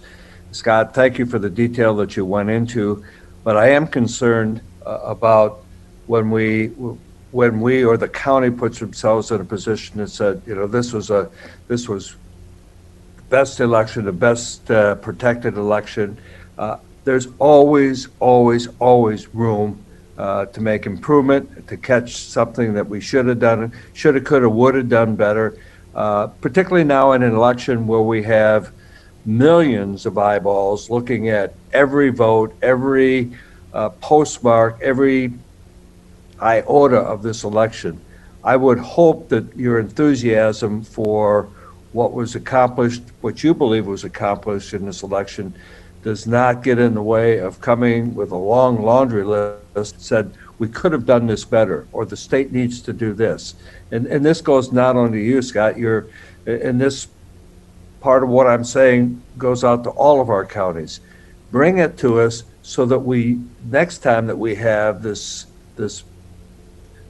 amount of voting that we had, the plethora of early ballots, that we are better prepared, and our statutes are prepared to handle it, along with county ordinances, procurement regulations, how people are certified, what kind of training they go through, how will they actually know that when we train them for the 4 hours that it's stuck, and it was put into. There's just a lot of things that I know I have questions on, and I think from the questions this morning and the comments this morning from fellow committee members, they have the same. And so, however this all turns out, I would hope that you would have a ready list when Michelle Rita gavels in January, of things that we can do better and make better, so we can get the integrity of an election system back in Arizona, which is sorely tarnished right now. Thank you, Mr. Chairman. Mr. Chairman, I just want to say, in our mission statement for the Maricopa County Elections Department is to continuously improve and to evaluate. And absolutely, there were areas that we can improve upon. And we're already working through that with our teams. They're doing focus groups with our poll workers right now. We're hearing feedback from voters. So I can make that commitment, absolutely, that we will go through an initiative and be able to put together all the areas where we think that we can improve for elections moving forward. Thank you, Scott. Thank you, Mr. Chairman. Thank you. Senator Ugenti Rita. You're on mute.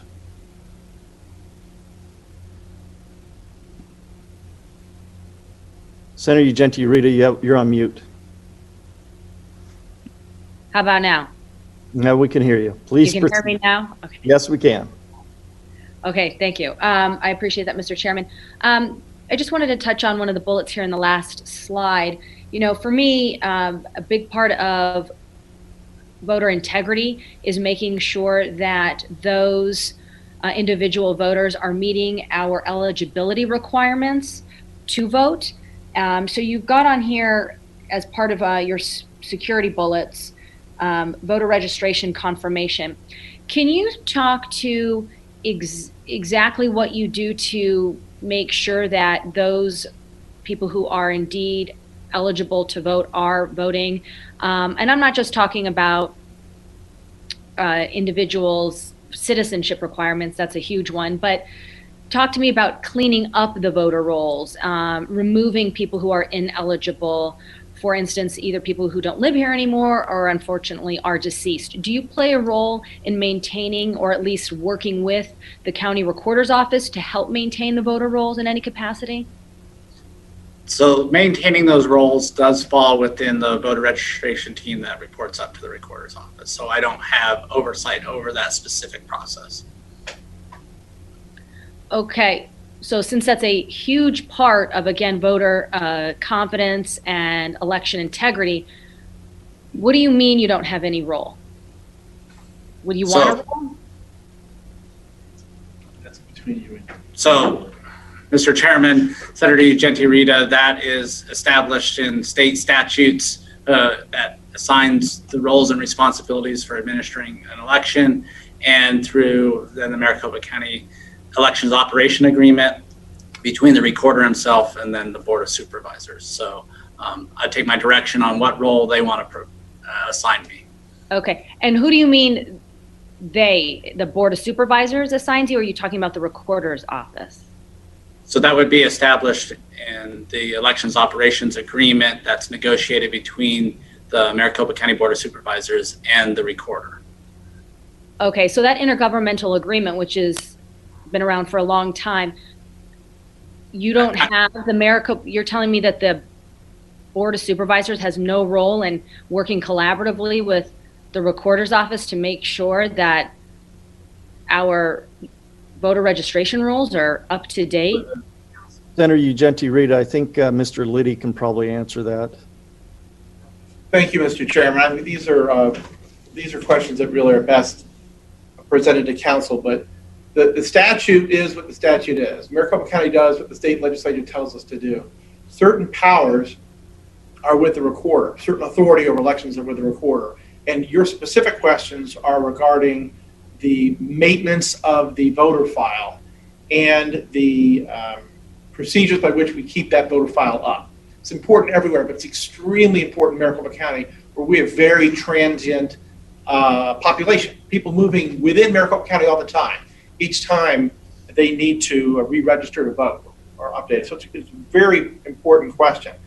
But the operations agreement for the elections between the recorder and the Board of Supervisors was changed very recently.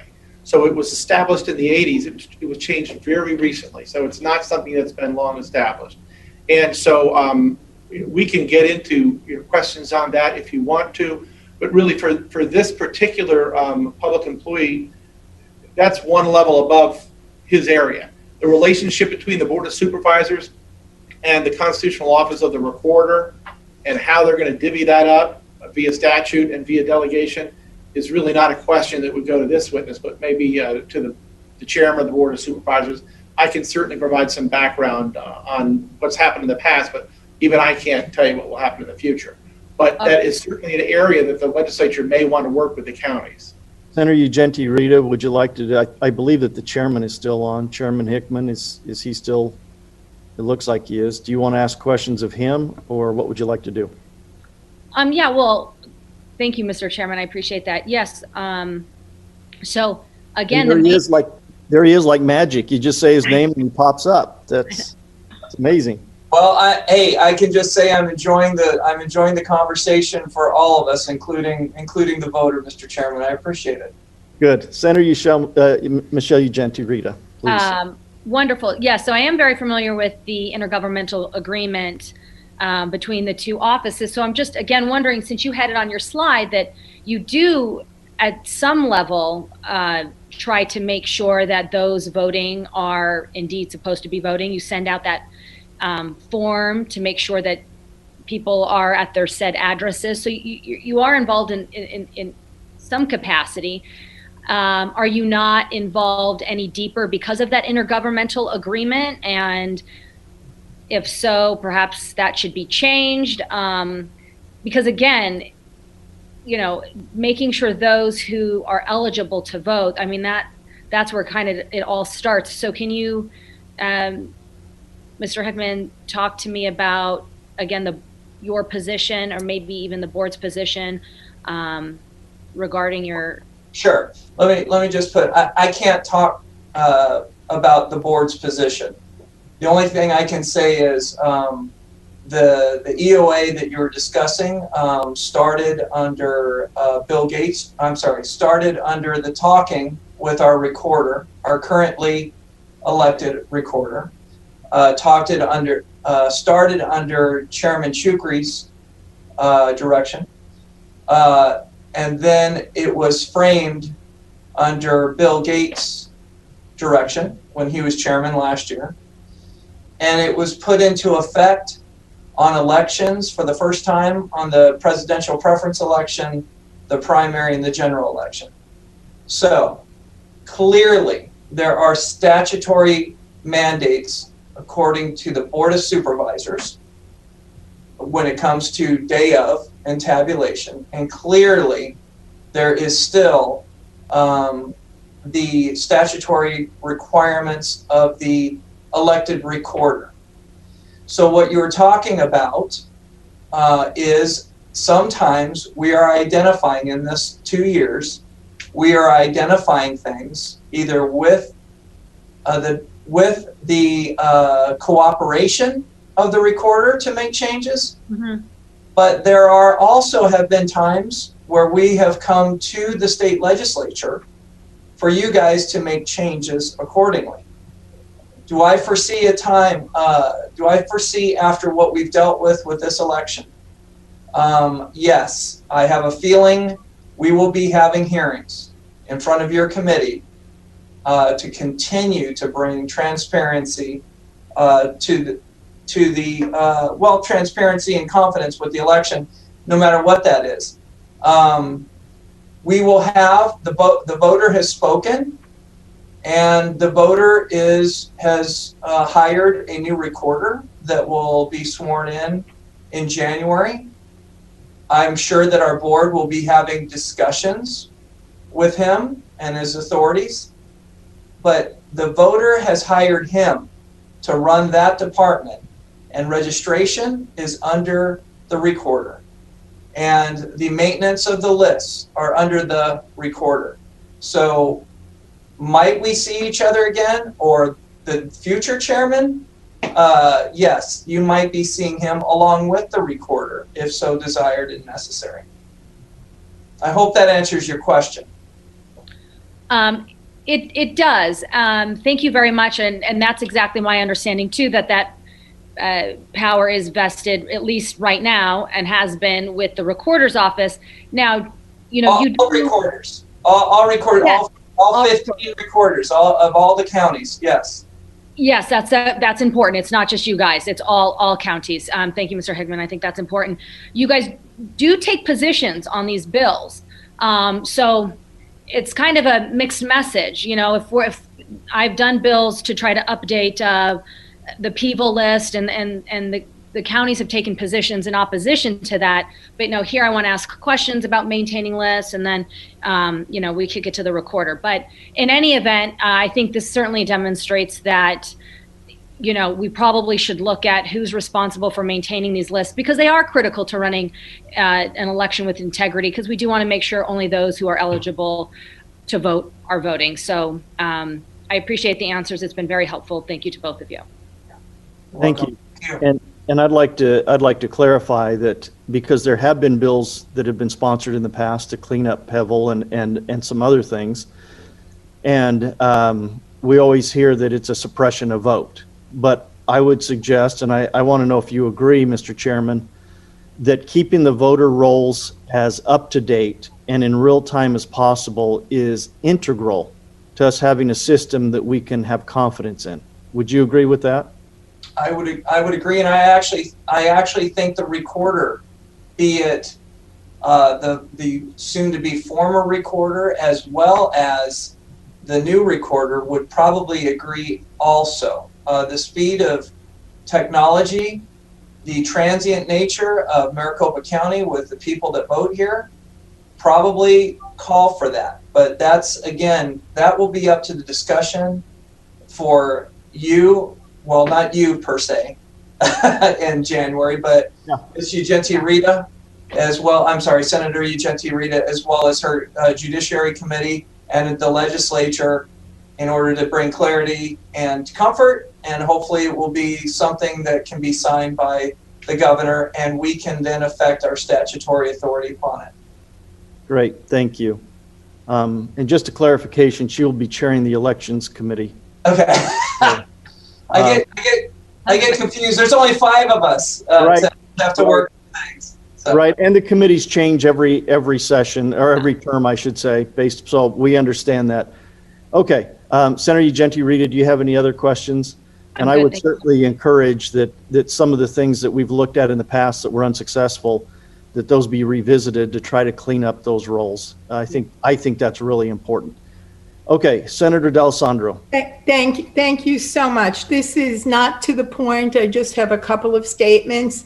You know, the legislature has failed to adequately fund upgrades to outdated tabulation equipment.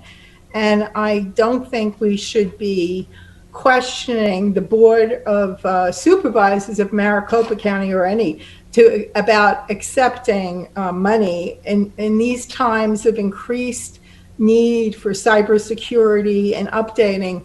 We all want our systems to be efficient and secure. You know, I've been on the ballot every year for the primary in general since 2008, and I can still remember the year when Eric Spencer was the election director, and he called me to tell me that our systems, there were outside foreign interests who were attempting to breach the Secretary of State's website. And that trickles down to, you know, votes cast and things. To another point, you know, I registered to vote in Arizona in 2004, and I actually had to have a, I want to say certified, notarized, and probably both birth certificate from the state of my birth. So I am very confident that only citizens, residents of Arizona are casting votes in our election. And I do have to tell you one thing. I did find someone who was registered to vote who was not a qualified person, and that person never voted. So they didn't break the law, and we did. And that was, you know, the person I found in knocking on thousands and thousands of doors. There was some, not many, more than a handful, but I believe like under 25 cases of voter fraud, and they existed, and a few cases were prosecuted, and the problem was that people, and a couple of them were senior citizens, one older case from Green Valley, people who voted in Arizona as well as another state, and eventually they were caught. Some of them got off because they were confused and because of age, and others were prosecuted. So the rest of our election system in Arizona is very safe. It's very, very secure. Thank you so much, Mr. Chairman and others. Thank you. So, Mr. Jarrett, with that statement, would you agree that you're underfunded and you weren't able to put on a secure election? Mr. Chairman, no, I do not believe that the funding created any sort of security vulnerabilities. We are always looking to be efficient with our resources and to save the taxpayer funds in any ways. But yes, we want to have the utmost security and integrity in our elections moving forward. Thank you. I appreciate that. And with that testimony, it's kind of a segue into one of the... Excuse me, Mr. Chair. Yes. You know, Senator to that point, I was just, I was not, I think what I said was manipulated a little bit. What I said was I don't fault the Board of Supervisors from voting to take money from someplace else. And obviously, I do believe they put it to good use. I wasn't suggesting anything else. Thank you. Well, I appreciate that, but I believe what you stated was that the legislature has not adequately funded the tabulation systems and the election system, and so we should not be questioning the board or Maricopa about taking money to pay for those things. I believe that was your statement. So I just want to verify. Yes. I just want to verify with Mr. Jarrett, verify that financial considerations have not been a concern in the fairness of this election, the security of this election. So I wanted a clarification based on your statement. I don't think it was manipulated at all. I believe it was actually a direct result of your statement. Okay, Mr. Jarrett, I want to go back and talk a little bit about the federal-only ballots that exist. And I understand that the Maricopa County, that your division, your department does not have anything to do with registering people to vote or maintaining those voter rolls. But you did testify earlier that there was a process when we talk about federal-only ballots, and there had to be proof that they were either citizens or that they were residents. And so what I want to do is I want to read to you, if the committee will bear with me, I want to read to you right off of the Secretary of State's website regarding these elections, or regarding the federal-only voter. So it says, it's not real long, a person who submits valid proof of citizenship with his or her voter registration form, regardless of the type of form submitted, is entitled to vote in all federal, state, county, and local elections in which he or she is eligible. The voter registration form otherwise must be sufficiently complete. I think that's in agreement with what you testified, that if they can prove that they're citizens, then they're able to vote on the total ballot, the complete ballot, and not just the federal form. Now, this is the next paragraph. A person is not required to submit proof of citizenship with the voter registration form, but failure to do so means the person will only be eligible to vote in federal elections, known as being a federal-only voter. A federal-only voter will become eligible to vote a full ballot in all federal, state, county, and local elections if he or she later provides valid proof of citizenship to the appropriate county recorder's office. Now, as I read that, that seems to me to say on the Secretary of State's website that if you can prove that you're a citizen, you can vote in a complete ballot. If you can't prove that you're a citizen, you can vote in the federal election, and you don't have to prove that you're a citizen. So please tell the committee, what is the process when somebody has a federal-only ballot and they haven't proved citizenship? I know you talked about a number of things, including provisional ballots, But walk us through that again, and how does the process conform with what Secretary of State has on her website?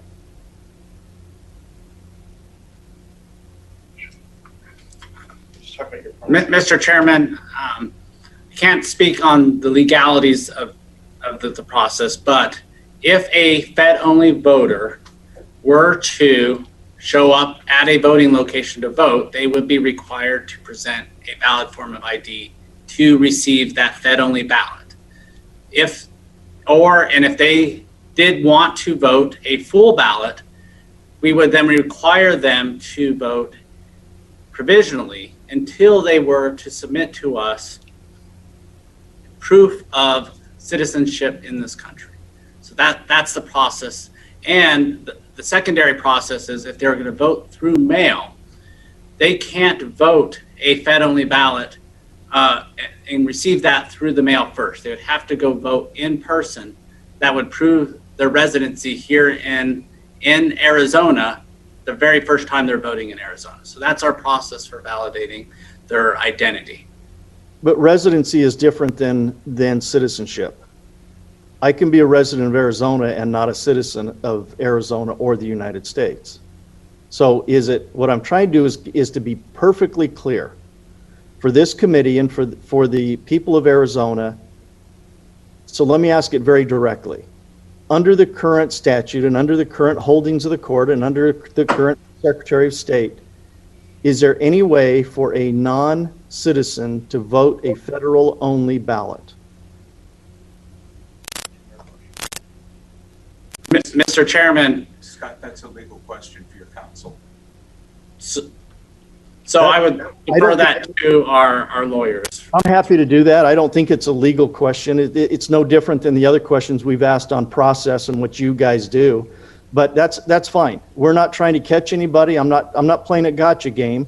So if your legal counsel can answer the question, I'm happy to talk to legal counsel. So Mr. Liddy, do you have an answer for that? Well, Mr. Chairman, what I do have is my understanding of your question is about the process. And only to Maricopa County with regard to this witness. And I think he can answer that question as you posed it, not interpreting the law or the statutes or what could possibly happen in other parts of the state of Arizona, but specifically with his area of expertise and the training that our employees get. That's how I understood your question, and I think he can answer it if it's narrowed that way. Correct. I'm not asking him to tell me the processes in other counties.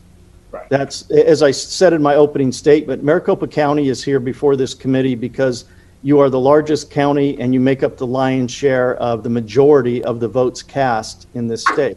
So this is a good place to start. Obviously, if we had all 15 counties represented, this would be a 3-week hearing. So we're trying to get to the basis of this. So yes, within the context of what you said, this applies to Maricopa County. How do you deal with this? And my question is there a way for a non-citizen to vote a federal-only ballot in Maricopa County? So based on what we do in Maricopa County is we follow our federal laws and our state laws. And our federal laws say that if someone does not provide proof of citizenship, that they are eligible to vote a federal ballot. And we would then, if one of those voters showed up at a voting location and was able to provide us a valid ID, then we would then provide them a Fed-only ballot. So they require ID. If they provide ID, then they can vote. They don't have to prove they're a citizen. They simply have to show you ID so that the person who's voting is the same person whose name is on the ballot. Is that correct? That's correct. Okay. So under federal law, we are constrained under the preemption provision of the Constitution. We are constrained from stopping that, but it is very, very conceivable and very likely, in fact, I would say factual, that we have non-citizens voting a federal-only ballot. It's a statement, not a question, so you don't have to. Is that fair? In Maricopa County. In Maricopa County. It's certainly fair that you can opine on that, and you have very clearly, but that's not a question posed to Mr. Jarrett. Well, it is a question posed to Mr. Jarrett. Would Because- you repeat the question, please? Absolutely. Given the fact that the federal government has preempted the state regarding those who cannot prove citizenship, and the state is bound by the preemption, it is likely, in fact, probably factual, that we have non-citizens voting a federal-only ballot in Maricopa County. Well, Mr. Chairman, what I can say, I can't say if it's likely, and so I can't say that that's accurate or not. I could say in Maricopa County, we had approximately 8,000 federal-only voters participate in this election. 4,000 of those were UOCAVA voters, which have proven citizenship. And the remaining approximately 3,000 to 4,000 were issued a Fed-only ballot in accordance with federal statute. Okay, so let me ask you a different way. Those 3,000 voted a federal ballot without proving citizenship. They gave ID and they proved that they were the person whose name is on the ballot, but they didn't prove citizenship. Is that correct? That's correct, because if they would have proven citizenship, we would have given them then a full ballot. Okay, thank you. I appreciate that. Any other questions? Senator Michelle Ugenti, Rita. Yep. Thank you, Mr. Chairman. I just wanted to follow up on your line of questioning. Could you just tell the committee how you prove citizenship? What documentations you take? So, Mr. Chairman, that's described in the statute, and it would be through vital records, providing social security card, birth certificates, those types of documents when they register. Mr. Chairman and Senator Gentile, I would ask that you would go to 16166F, and it will give a thorough list of what Maricopa County is required to do in response exactly to your question. They're all listed right there by statute, and really, we're all constrained to doing what's in the book. I understand that. Thank you, Mr. Liddy. But remember, we do have the public watching, and this was a line of questioning that they were interested in. And so for the record, for those... I appreciate that. For the record, I'll read them if with the indulgence of the chairman. Certainly, Mr. Liddy, please do. 16166F, the county recorder shall reject any applications for registration that is not accompanied by satisfactory evidence of United States citizenship. Satisfactory evidence of citizenship shall include any of the following. And it talks about the number for a driver's license, talks about a legible photocopy of the applicant's birth certificate, a legible photocopy of a United States passport, a presentation to the county recorder of the applicant's United States naturalization documents, other documents or methods of proof that are established pursuant to the Immigration Reform and Control Act of 1986, the applicant's Bureau of Indian Affairs card number, tribal treaty number, or tribal enrollment number.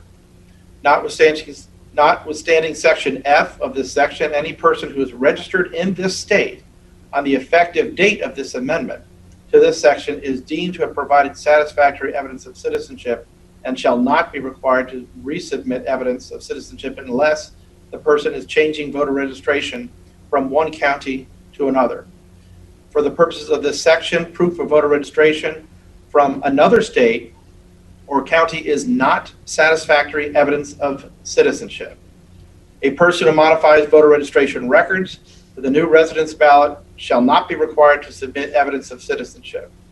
After a person has submitted satisfactory evidence of citizenship, the county recorder shall indicate this information in the person's permanent voter file. I think that covers it, Mr. Chairman. Mr. Chairman, Mr. Liddy, that's great. I appreciate that. And that just triggered one question about IDs. Does a college ID, is that, in your opinion, a sufficient form of ID? To prove citizenship. Chairman, I'm sorry, Mr. Chairman and Senator Gentile, I would ask that he answer that as to the practice of Maricopa County as opposed to rendering a legal opinion. Sure. Mr. Chairman, Senator Gentile, so in the Elections Procedures Manual, it describes what is an acceptable ID, and it specifically calls out that college IDs are not allowed because they do not have, even though they're issued by a form of government, they do not have an address on the face or on the back of the cards. They cannot be used to be an acceptable ID in Maricopa County. That's wonderful. Thank you. That's my understanding. And if a university were to add an address to the ID, would that change its eligibility? So, Mr. Chairman, Senator Ugenti Rita, I'd work with my legal counsel to determine whether we would then add that to our programming of the check-in stations to be used as an acceptable ID. And if I may, I think that's really a question for the legislature or the courts. That sort of question, it's an outstanding question and a probative question, would never be unilaterally answered by the Board of Supervisors or the Elections Department on its own.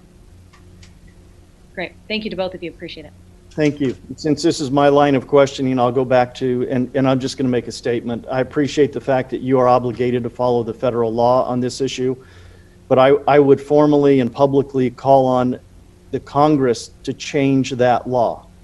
That in and of itself undermines the integrity of the elections that we have when we have non-citizens voting in elections in the United States. That is harmful, detrimental, undercuts, and it is outrageous that we have that kind of a mandate from Congress. In my opinion, actually, it challenges the very sovereignty of this country, in my opinion. Okay, I don't know if we have any more questions for Mr. Jarrett. Are there any questions? Hearing none, Mr. Jarrett, thank you. I hope you'll stand by in case we have any to go back to. But I'm certainly very grateful for your willingness to be here. I'm grateful for your cooperation. I'm grateful for the depth that you went to in expressing the process, the way you try to maintain integrity within the process, and we're grateful for the things that you do. So thank you very much. Okay, I think we're going to move on to a presentation by Mr. Liddy, who I believe is counsel for the Board of Supervisors, Maricopa County Board of Supervisors. So Mr. Liddy, please wow us with your presentation. If I may, I have one question for you, Mr. Chairman, and that is, in my desire to give this august body my full attention, I would request a brief 5-minute break so I no longer have to compete with my bladder. Understood. We will recess for 5 minutes. Thank you.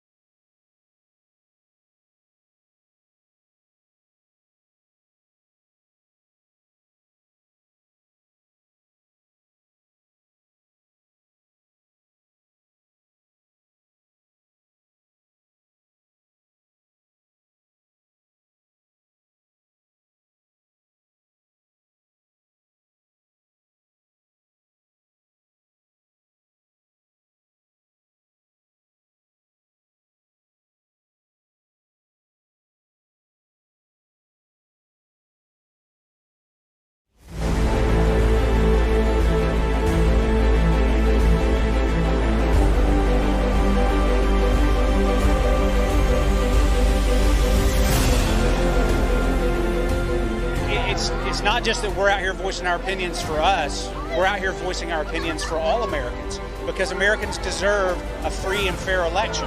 Over. And those people that are telling you right now that it is over are lying to you.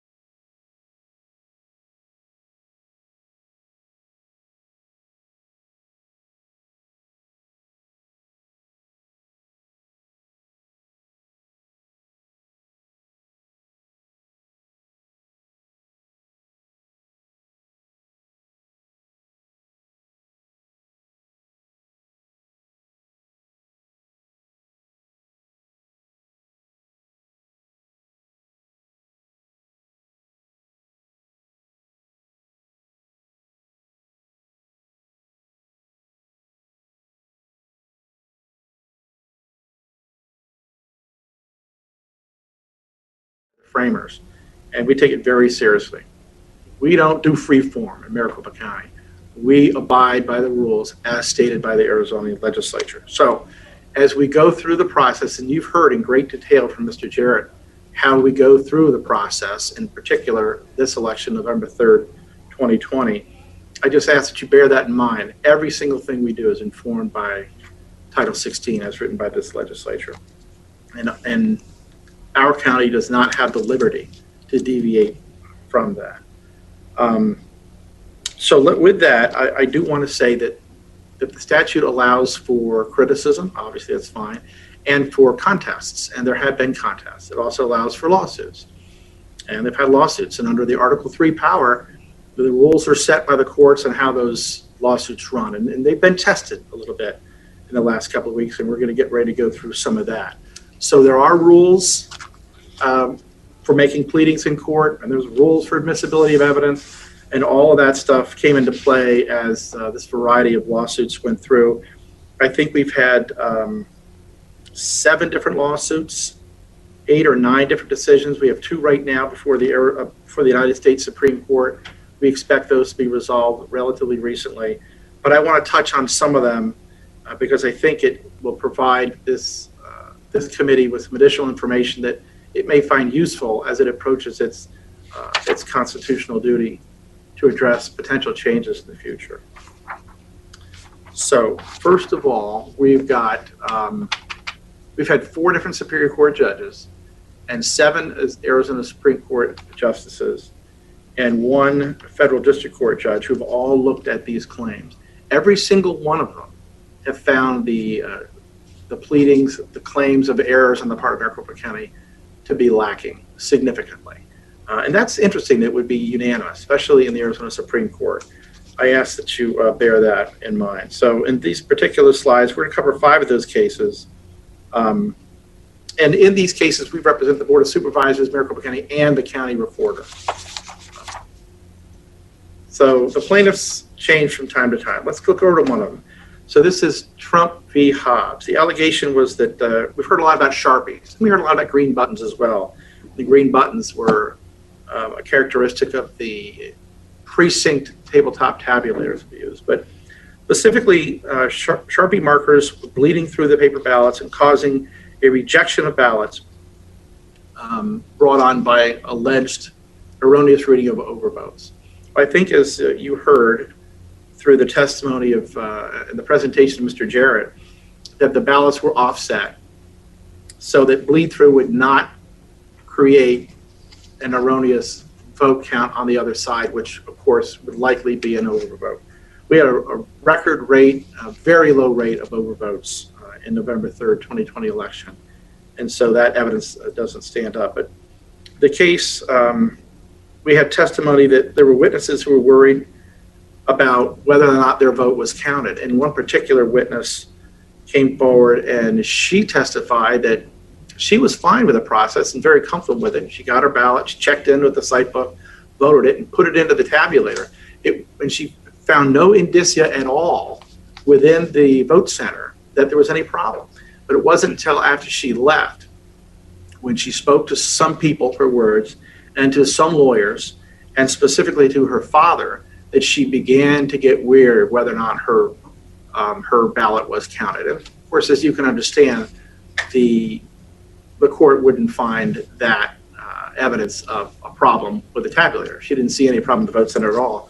It was outside opinions or suggestions, what have you. Another individual was asked, he came forward in that particular lawsuit, and he said he didn't see anything wrong either, but he just didn't trust machines much. Okay, that's fine, he's entitled to that, I get it. But in Arizona, we're required to count ballots by machines because the legislature mandates it. And the reason the legislature mandates it is there's an extraordinary amount of evidence out there that when counting ballots, but specifically large numbers, very large numbers, we counted 2.1 million in this election, machines are much more accurate than humans are. Humans just make more mistakes. So in its wisdom, we don't have any discretion on that. We have to count them by machines. And evidence of an individual just not trusting machines much was not found to be very probative by the court in that regard. Let's go to the next slide if we can. Mr. Chairman? Mr. Leach, you have a question? Yes, I do have a question. Mr. Liddy, good to see you again.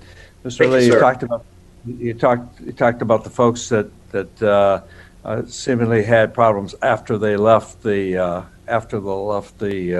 voting place. Did you have any testimony in this or other suits where the testimony was that in fact their ballot had to be put into a machine several times and it kept getting rejected and finally went through or didn't go through? There seems to be a lot of that allegation moving around. Did you have an opportunity to discuss that? Or did the prosecutor plaintiff bring it up? I don't know if in that particular case the plaintiff brought it up. I believe a witness did bring it up, but that is an issue that has come up in a variety of cases and even outside the courtroom. It's very common when someone feeds in a ballot for an not to go in initially. Often it goes in twice. After twice, sometimes it's put into what's called the third drawer, and then it's counted by a much better, much more robust machine down at McTech. But I would not dispute that on many different occasions when people go on election day to vote and they put in a ballot, that it is not automatically counted the first time. The vast majority are, but it is not unusual for one to not be counted the first time and need to be reinserted a second time and even a third time. But often at that point, if there's the voter would be given an opportunity, there was testimony on this, to look at the ballot, make a determination as to whether that person wanted to spoil the ballot and start again, go back to the site book, check in, get a new ballot, or the ballot could be counted down at central counting. So I think to answer your question, and I don't know with regard to that particular case, I think it was brought up, but it has been something that we've heard. So, Does that answer your question, Senator? Let me go just a little bit further, if I could, Mr. Chairman. Mr. Liddy, so now my ballot has gone in twice, and the person at the machine decides that it needs to go in the third drawer, and I walk out or I stay because the chain of custody has now been broken. How am I assured that my ballot got counted? Well, we've gone through those procedures with the previous witness, and we can do that again. But the decision to place to that point, Mr. Liddy, I don't think we walked through that. I don't think we walked through that. We walked through. Senator, I would ask that you allow me to finish answering the question. Let's not talk over each other. So let Mr. Liddy continue. So the decision as to whether to put the ballot in the third drawer is that of the voter, or whether it's to spoil the ballot is that of the voter. It's not the decision of the poll worker. So now your question, Senator? That takes care of it. Thank you, Mr. Chairman. Thank you. Senator Ugenti Rita. Thank you, Mr. Chairman Farnsworth. Mr. Liddy, what is the instruction that the poll worker gives the voter in that circumstance? Are they provided with an option? For example, does the poll worker say, hey, we're having trouble feeding it through the system. You have the ability to walk away if you want. We'll put it to the side. Or are they told something else? What's the instruction in that particular instance? The instruction is, and this was consistent throughout all of this litigation, that the poll worker always instructs that the decision is the voters. That's the training, and we had a lot of testimony taken about the training manuals and the training instruction. The blank ballot is given to the voter. The voter fills it out. The voter goes to the tabulation machine. The voter puts it in.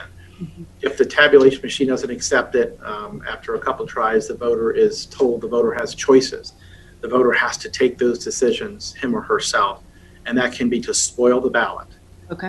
And then it's put into a particular envelope, and then they go back through the process again, and they get another ballot.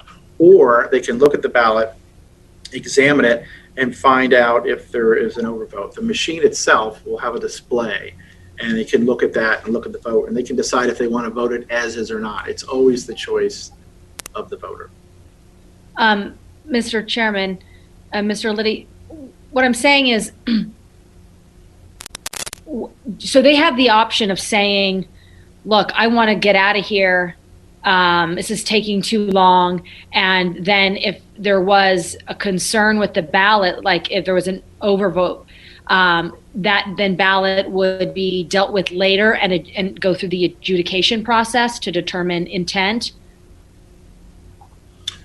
Well, I think the choice would be, as I stated, to either spoil the ballot and do another one, but as you said, that could take a long time because there are many different races to vote on. Or it could be to vote it as is, or it could be, it goes in, if the machine will not count it, it goes into what's called, drawer number 3, and then it goes down to, and the chain of custody is maintained, it goes down to MCTEC, where they have central counters that are much more robust, and it would be counted in those machines. If it got to the point where those machines would not count it, then it would perhaps go into the system where it is examined, voter intent is determined by the board, and the ballot is duplicated. And then counted through the machine. Okay, very good. So it looks like there's 3 options. Thank you, Mr. Chairman.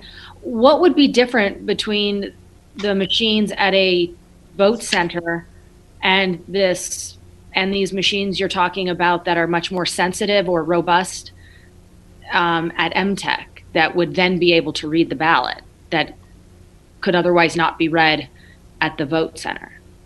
Well, again, this is not my area of expertise, but if you will, at a election day voting place, be it a vote center as it was in 2020, November 2020, or at a precinct polling place in previous years, there is a tabulator there that is smaller, it's more mobile, and it's not as powerful a machine as the very large ones that can count more rapidly and more accurately and count via stacks that they have in MCTEC. So it's just a different machine and it's much more robust.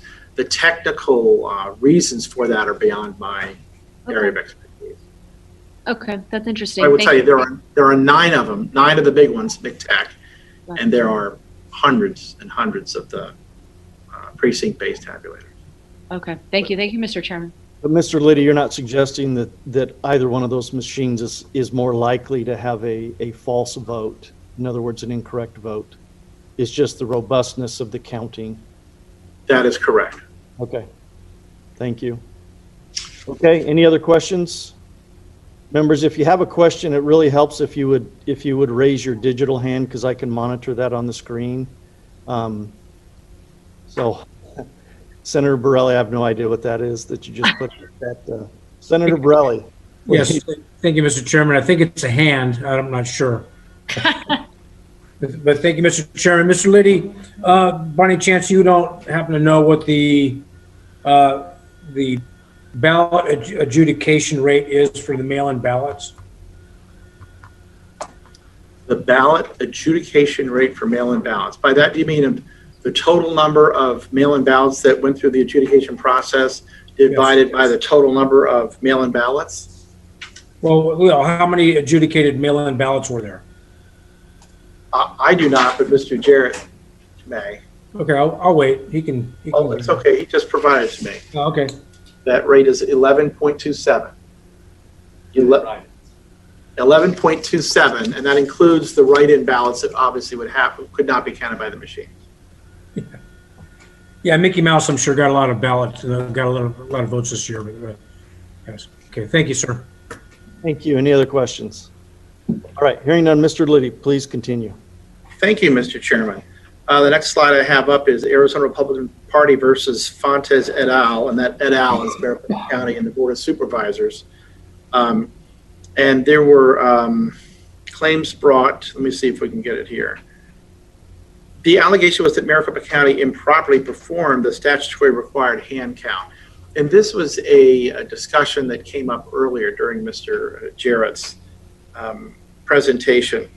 And that is that the law provided to us by the legislature requires a form of audit during the process, which is what we refer to as the 2% hand count. And as was elicited during his presentation, the statute sets 2% as a floor. There is some discretion there on the part of the county, which is rare, and that is the county could choose to do 3% or 4% or 5%. but they may not do less than 2%. And in the November 3, 2020 election, the county elected to go the 2% hand count. Now, this is the statute that says the 2% hand count on it must be 2% of the precincts. Now, in this state, we have the ability to vote by precincts. Now, that ability is under attack, and we are in a lawsuit. We went to the Ninth Circuit Court of Appeals. The Ninth Circuit said that we had to use vote centers, that we could not use precincts. Of course, that's being appealed. And the people of Arizona are very ably being represented by our Attorney General up at the United States Supreme Court. In the meantime, the county chose to go with vote centers because of the emergency of COVID-19. And let me spend a little bit of time on that. The county had spent a lot of money and a lot of time preparing to vote for all the elections, the presidential preference, the primary, and the general election of November 3, 2020. And then COVID-19 hit and hit hard in March and started to grow. And our county's elections department was inundated with phone calls from persons whom we regularly rely on to man the polling places. These are the poll workers you see every time you go and vote on election day. Incredibly dedicated people. They were fearful that they might contract COVID if they were there and voters were flowing in and out. At the exact same time, the county was inundated by calls of our partners in elections, such as private buildings, churches, and what have you, where we place precinct voting places, polling places. They didn't want to do it in 2020 because of COVID. So we had to make a change. And the change was recommended that we go use the technology for vote centers, and that's why that change was done. And so the state statute allows for voting centers. It didn't require a change in the law. I think I have that cite for you. It's Title 16, 411B. B as in Bravo. It authorizes counties to use vote centers. So there was no need to go to the legislature at that time to get specific authority to do it. And the statute also authorizes the Secretary of State to put together the election procedures manual. And in it, it was provided that the 2% hand count could be done polling places at vote centers rather than precincts. And it was that decision, not one made by the county, but that decision that was challenged in this suit. And of course, our defense of it was successful. And the challenge saying that the 2% hand count of vote centers rather than precincts, that was unlawful, that failed in the courts. Next slide, please. Okay. Any questions on that? Mr. Liddy, we're going to pause for a second. Senator Ugenti Rita has a question, I believe. Oh, yeah. Thank you, Mr. Chairman Farnsworth. Could you just take me back, as you made a comment that voting by precinct is under attack? Yes. And what lawsuit are you referencing? It is called, help me out here, team. It's DNC Democratic National Committee versus v. Hobbs. Okay, it's Democratic National Committee versus Secretary of State Hobbs. And where is that in the courts? It's now up at the United States Supreme Court. This case was formerly known as the Feldman case. It's been going on for quite some time, and it's an attempt by the Democratic National Committee to reduce the authority of the people of Arizona and the legislature of Arizona to allow it to run its own elections via precinct. Okay.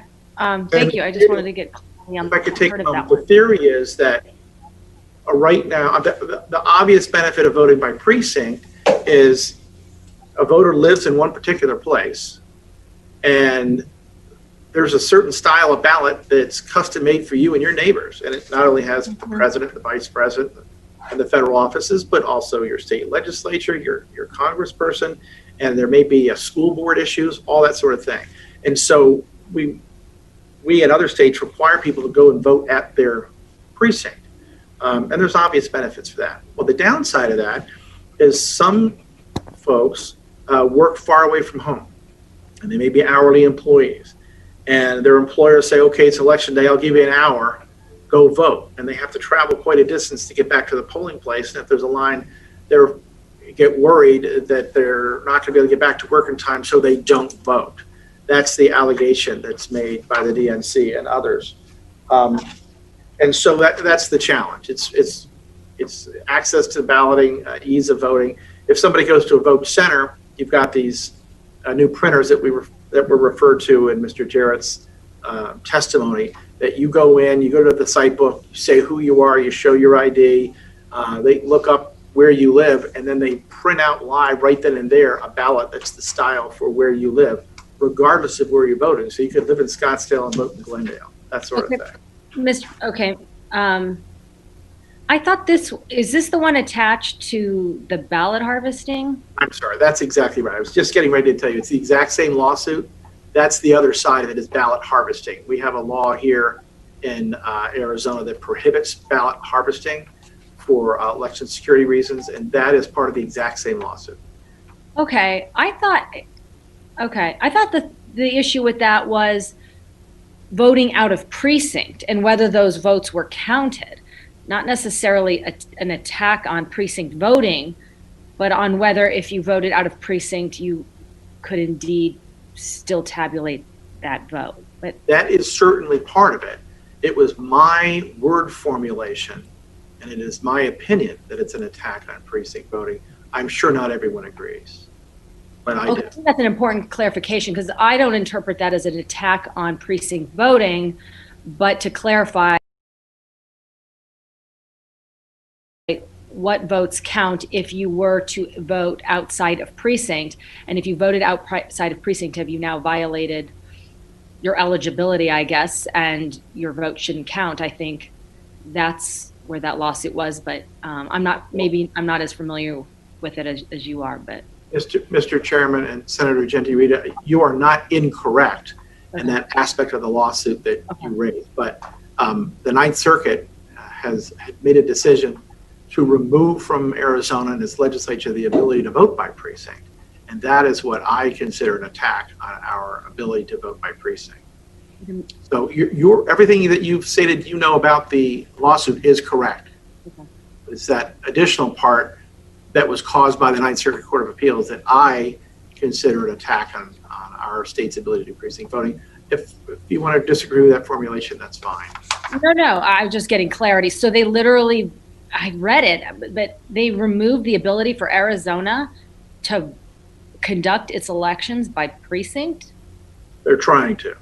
Okay, interesting. All right, I think that's interesting. Okay, I'll go back and review it. Thank you so much. Any other questions? All right, hearing none. Mr. Liddy, please continue. Thank you, Mr. Chairman. Aguilera et al. Versus Fontes et al. Okay, so that Aguilera is a voter, and there are other voters part of this lawsuit. Fontes, as we all know, the Maricopa County Recorder et al. Would be Maricopa County and the Board of Supervisors and the members. The allegation was the plaintiffs claimed that they voted, but feared that their ballots were not correctly tabulated, and they requested that the court order that Maricopa County allow them to go down to McTech and vote again, and watch their votes be tabulated. The court found that the plaintiffs both cast their ballots in accordance, obviously, with the statutes and the procedures, but they would prefer the process to be different. They wanted to observe the tabulation of their ballots, but it's impossible to open the ballot box to identify and locate these plaintiffs' ballots and for review, or to change those ballots, and equally impossible for either plaintiff to cast another ballot, as doing so would be against the law. So that's what that vote was about, and I believe these were 2 or 3 issues. One of them, yeah. So one of them was a voter who put the ballot in the tabletop tabulator, the precinct-based tabulator, twice, and then it was put into the drawer number 3, and then it went down to McTech, where those more robust machines would count it. So it did comply with the law. It was machine counted. This particular voter said, but I wanted to watch it be counted, and there's no legal requirement for the county to allow, to provide for each and every of the 2.1 million voters to watch their particular ballot go through the tabulation machine at McTech. And so we prevailed in that lawsuit as well. I will mention this, in this lawsuit, this was the first lawsuit that we had that mentioned Dominion, or the Dominion voting systems. And plaintiffs brought forward a witness who has 20 years of experience in elections in Texas, and 5 years ago had done a report on a Dominion system that was used in Texas. And that, of course, that system is not the system that we have. The system we have that machines we're leasing is different than that. And so that report was 5 years old. A different system wasn't probative to the question in front of the court. So it was a finding of note that the problems that allegedly occurred in Texas 5 years ago are not the problems that were alleged here, because they're different systems. And so that I just mentioned that because it was the first time. There was no evidence to support that any voters were disenfranchised in that case. Any questions on that before I move on? Any questions? Hearing none, please continue. The next is Ward v. Jackson et al. And now this is a case that was brought by one candidate to be on the slate of presidential electors versus all the other members of the opposing slate. So this would be the Trump proposed slate of electors, which was on the ballot November 3rd, 2020, versus the Biden slate. And this was an election challenge. And they said that that there were erroneous count of votes and that the wrong person was declared the winner. And the theory there was that because the law mandates that all ballots be machine counted here in Arizona, and any ballot that cannot be counted by a machine, whether it be on election day tabletop or down at the McTech Center in the more robust machines, or mail-in ballots that come in and can't be voted, they have to go to the duplication boards that we heard referred to by Mr. Jarrett earlier. Now, some ballots always have to be duplicated. We do provide ballots that are very much enlarged for people that have difficulty seeing small font. And those very large ballots can never go through the machines and always has to be duplicated. Also, the overseas ballots, and there were just shy of 10,000 of those. They come in, according to federal law, via a specifically protected portal, and those have to be reproduced onto a ballot that can be counted in the machine. And then any ballot that was either misprinted because it went into the printer askew, or there's a stray mark on it, or a tear, or somebody spilled coffee, or sometimes people write notes on them, and the machines just can't count that. So all those are duplicated. And the allegation was that the duplication process was flawed. And because it was flawed, that somehow the ballots for the particular candidate in this case would have been President Donald Trump, that thousands of votes for Trump were not counted. And so this is the one where the court ordered us to test, and we went in and we did a random sampling of 100 of those ballots. And we ran through that, and we had teams of Republicans and Democrats and observers from the Secretary of State's office, and we just went through them one by one in a manner where everybody had plenty of time to look at each one. And in that first review of 100, we found 2 ballots in which there were mistakes made, 2 out of 100, so a 2% error rate. And personally, I think 100 ballots out of 27,869 is too small a sample size. Well, the plaintiffs also thought that, and so did the chairman of the board of the supervisors at Maricopa County. And so we went into court, and the plaintiff, who their attorney said, Your Honor, we want more. We would love to see 2,500 more looked at. And on behalf of my client, I said, that's fine. We'd love to look at more too. But I had done some math on my own because we just watched him do the 100. And truth be told, the random selection process actually takes a little bit of time. Once you start going through the ballots, you can get moving pretty well. So I calculated that it would take us 3 days to get through 2,500. And I informed the court it would take 3 days. It was possible we could have done it in 2.5, but in order to do it, I needed 3 days. Well, the plaintiff had asked for 3 extra days to continue the hearing. I guess they'd figured the same thing. They can speak for themselves. So I told the court we'd be happy to look at 2,500 more in addition to the 100 we already looked at, if he granted the motion by the plaintiffs to delay the hearing and go start again on that Monday. Well, the judge denied that. His reasoning was, whatever the outcome, somebody's going to appeal. We got to give the Arizona Supreme Court time. So we committed to heading right down to McTech and starting right away. And truth be told, even before that, I'd already been on the phone to Mr. Jarrett, and we were already making arrangements to get it started. Now, there's a bit of logistics involved there, because you got to get the Republicans in, you got to get the Democrats in, you got to get the Secretary of State in. You also have to get the employees in. And we set up 3 different stations to do it. And we did there, and we got rolling. Now, I had Mr. Jarrett working very hard supervising this, and also protecting all those ballots. These are live ballots, and by law, there's certain protections we have to have. And of course, I was there as well as Mr. Valenzuela. Now, because the court had denied the motion to continue the hearing, and we had to go to court right away the next day, we couldn't go deep into the night and do any more. We had to stop at one point because we had to take what we found, and what we did find was 7 more mistakes, 2 of which hurt Biden, and 6 of which hurt Trump. And we needed to make those into exhibits. We needed to prepare our witnesses. So we had to stop it slightly after 6:30 in the evening so that we could work late into the night preparing for the hearing, which is what we did. But we were able to review 1,526 additional ballots.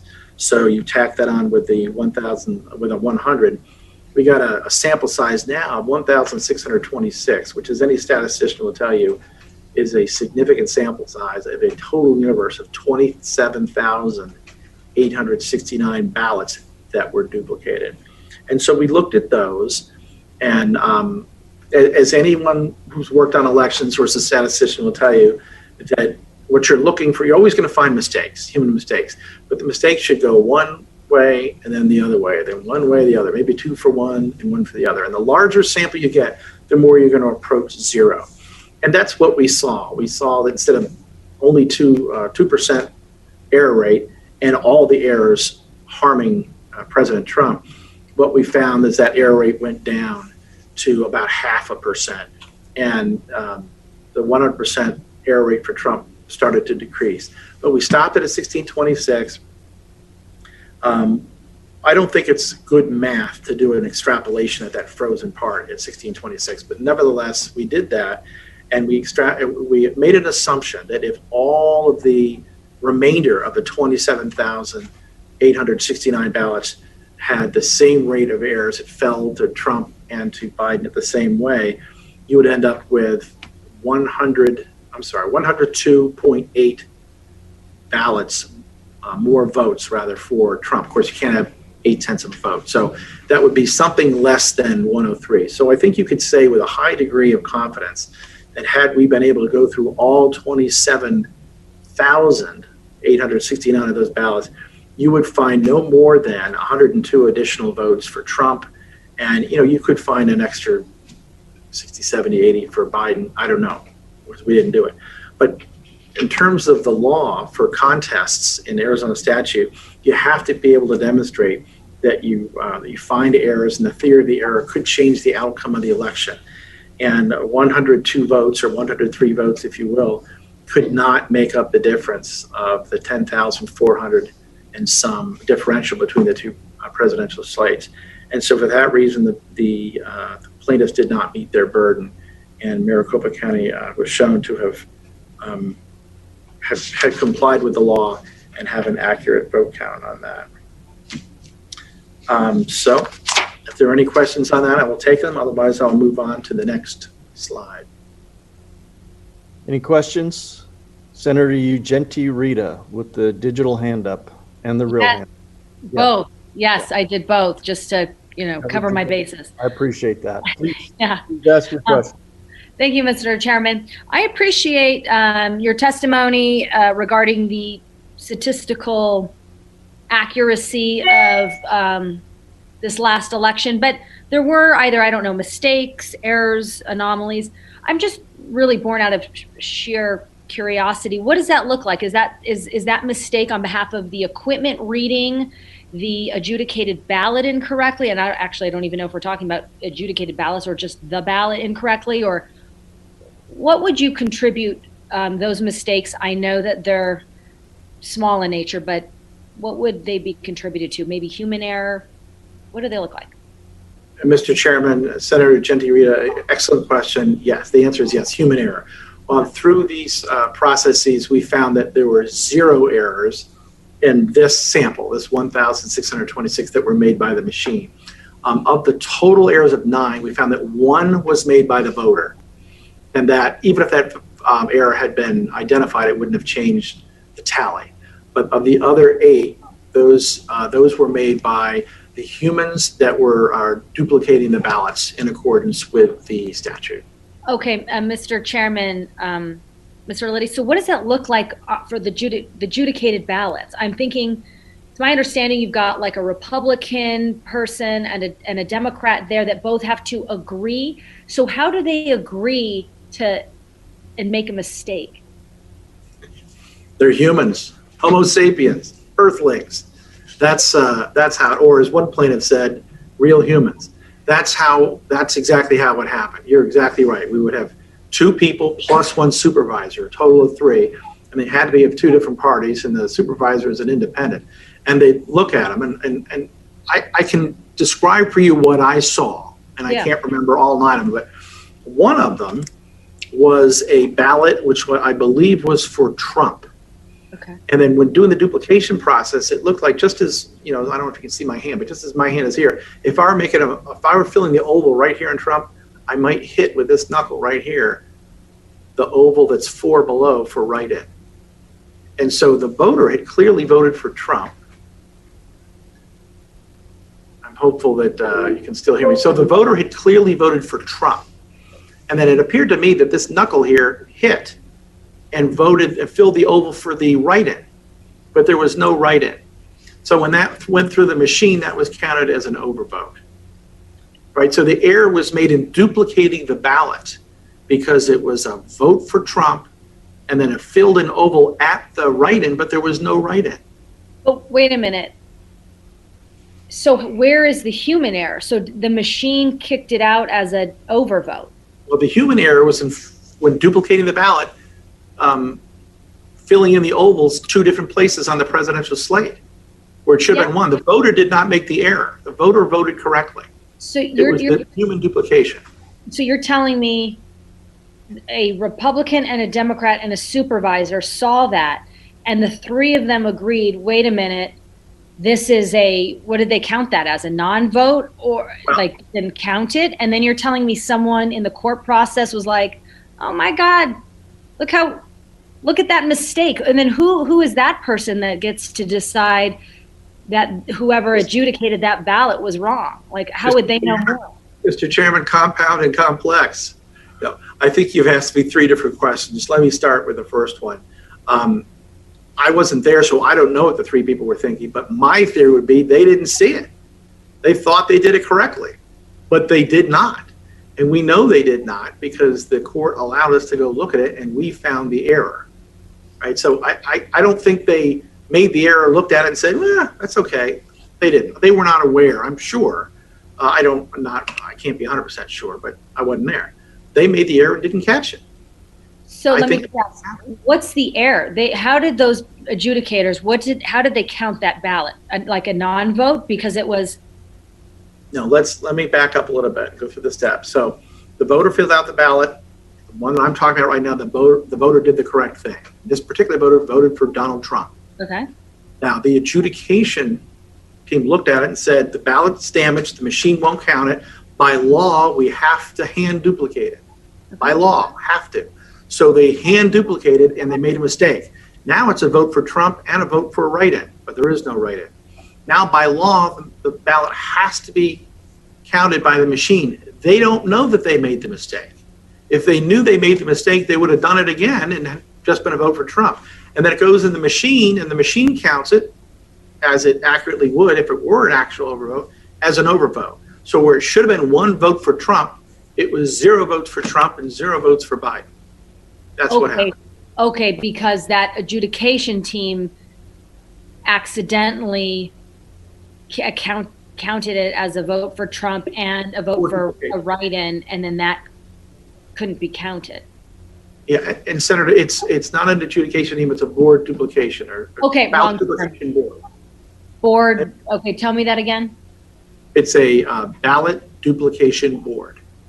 Right, but they're what they're doing though is determining the intent. That board though is determining the intent of the voter. Okay, then voting that, let's call clean ballot, and then feeding it into the system so that it's counted. And technically, they don't count it, the machine counts it. Okay, thank you. And then the machine counts it. Okay. So you would ask me about that one, and there's one, and others had, different mistakes on it. I saw one that was supposed to be a vote for the Libertarian candidate, and it was duplicated as a vote for the Libertarian candidate, and I can't remember if it was Biden or Trump, and that also went through as an overvote and should not have. There's another that had somebody had voted, and I'm surmising, I don't know, but trying to correct it, made a bunch of holes in the oval, and then made another vote. And then when you duplicated that, the duplicating board wouldn't know it, but it was read by the machine as an overvote. Okay. That ballot should have been spoiled. And so there were a total of 9. Okay. Any further questions, Senator? No, learning a lot. Thank you. Yeah. That's why we're here. Liddy's a giver. All right, Mr. Liddy, please continue. Okay, and then the next slide I have is, did I do this one? Ward v. Jackson? Oh, I'm sorry. Same case, Ward v. Jackson. This went up to the Arizona Supreme Court. It was appealed. And the plaintiffs asked the court to reverse the lower court's judgment and remand the case back down to the Superior Court to allow for continued inspection of ballots, which would be a larger sample size. Remember, we started with 100, and I don't think anybody was happy with that. Too small, not a statistically significant sample, 100 out of 27,869. We went to 1,626, and that is a statistically significant sample. The court found that the challenge fails to present any evidence of misconduct, illegal votes, or that the Biden electors did not, in fact, receive the highest number of votes in office.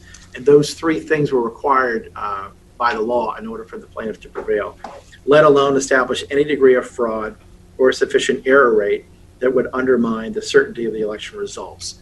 That was the finding unanimously by the Arizona Supreme Court. And I would just remind this committee that was examining the total universe of 27,869 ballots that were duplicated.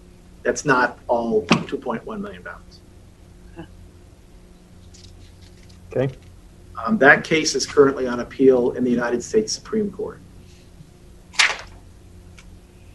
And next, we go to Bauer versus Ducey and Hobbs. So this is a lawsuit that was brought by the slate of Republican electors against the governor and against the Secretary of State.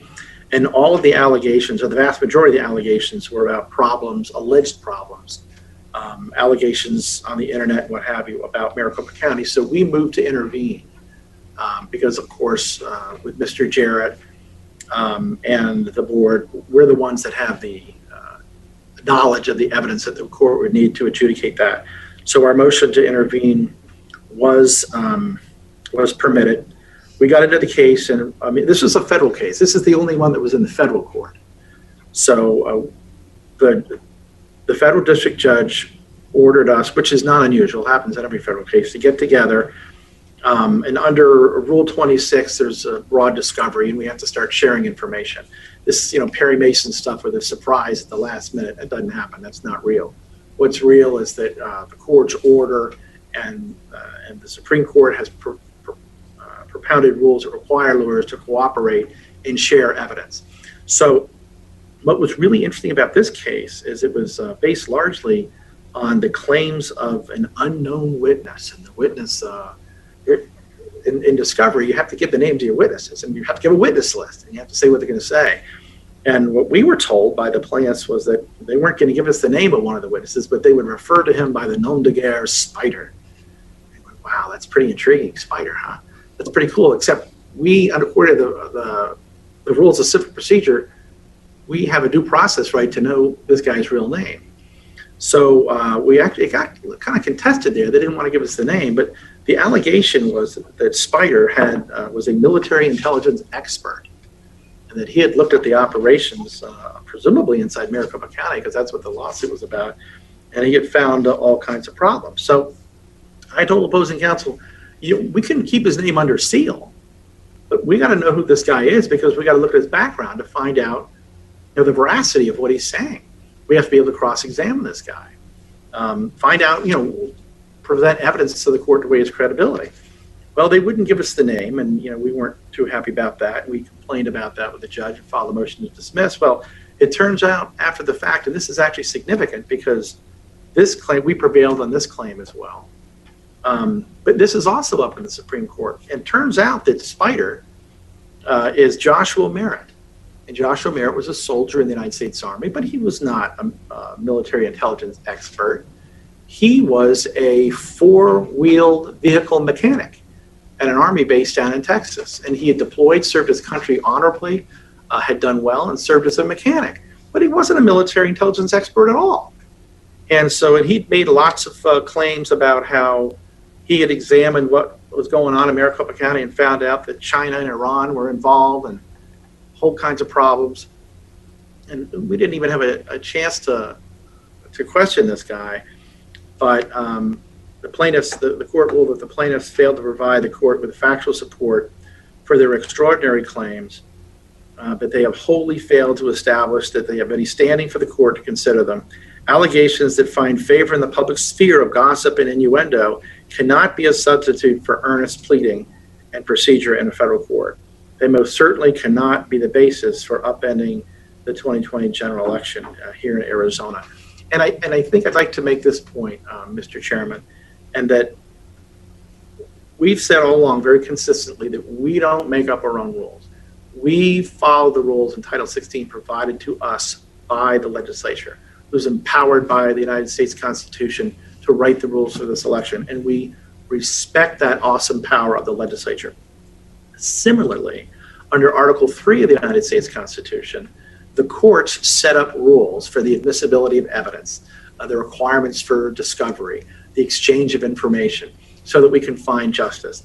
And in this particular claim, the plaintiffs wanted to completely circumvent the rules established by the court in a manner in which we can seek justice. And this legislature, in its wisdom, provided for contests in the statute. There are rules. You can't file a contest until the election's been certified, and then there's a window of 5 days. And then these contests get adjudicated in court, but they have to be adjudicated in sync with the mandatory rules of evidence and rules of procedure that are established by the Article 3 branch. And there wasn't even the slightest effort to do that on the part of the plaintiffs, and so that case failed, and it's up at the Supreme Court, and I would expect it to fail as well. So let me go one more. Can we skip? Let's go to the next. Let me, Mr. Liddy, Senator Gray, do you have a question? Well, actually, I'd raised my hand, but I might have misheard, but I thought Mr. Liddy said Bowers versus, and I just wanted, for those that might be listening, that may think that was our House Speaker, that it's actually Boyer. And so I just didn't want anybody that might have been listening to actually think it was the Speaker. So that was just a clarification. And I might have misheard you, but I just wanted that clarified.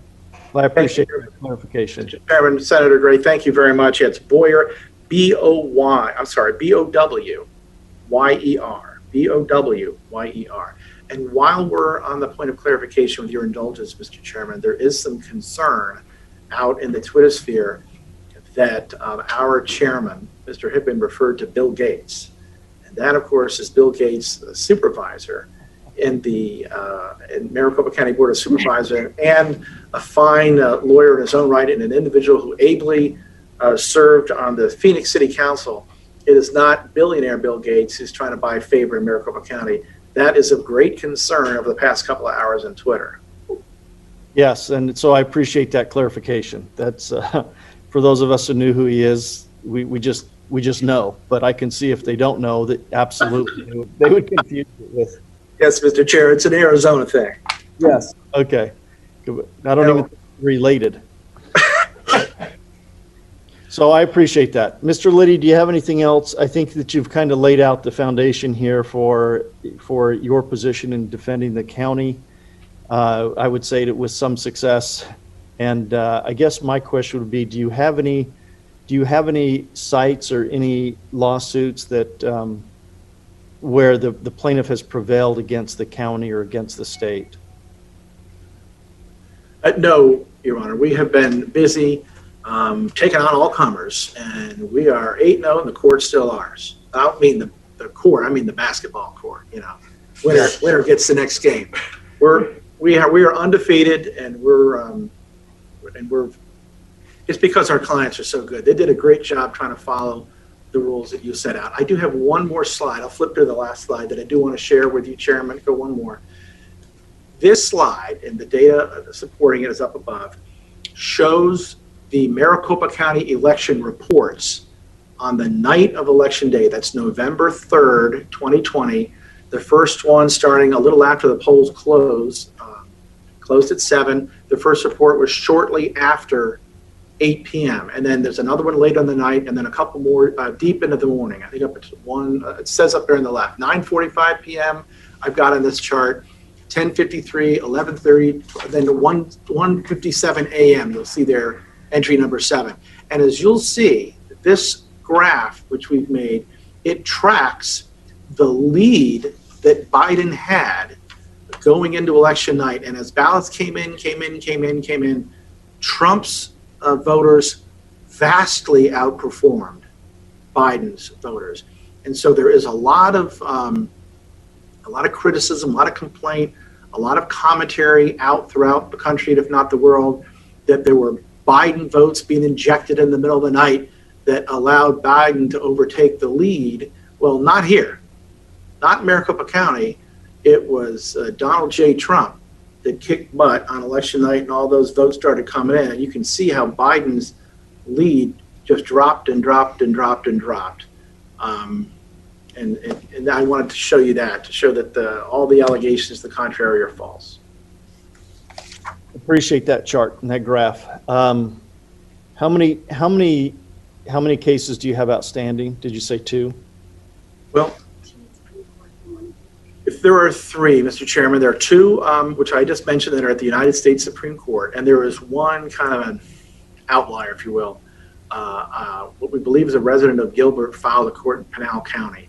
And what that really is a copy and paste job of the federal court that I mentioned earlier. The federal claim that I mentioned earlier was Spider, and that's out there in Pinal County, and we now know she's okay, and she has moved from Gilbert to Pinal, so she is a resident of Pinal.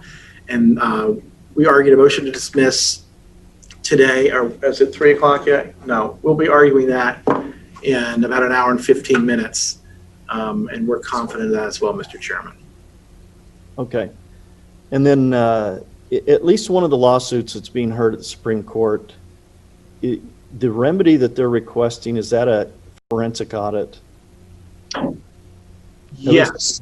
Yeah. Yes, that is correct. It's a bit ironic that one of the reasons why our board cannot go forward with a forensic audit is because the litigation is still ongoing, and one of those pieces of litigation is asking in part for a forensic audit.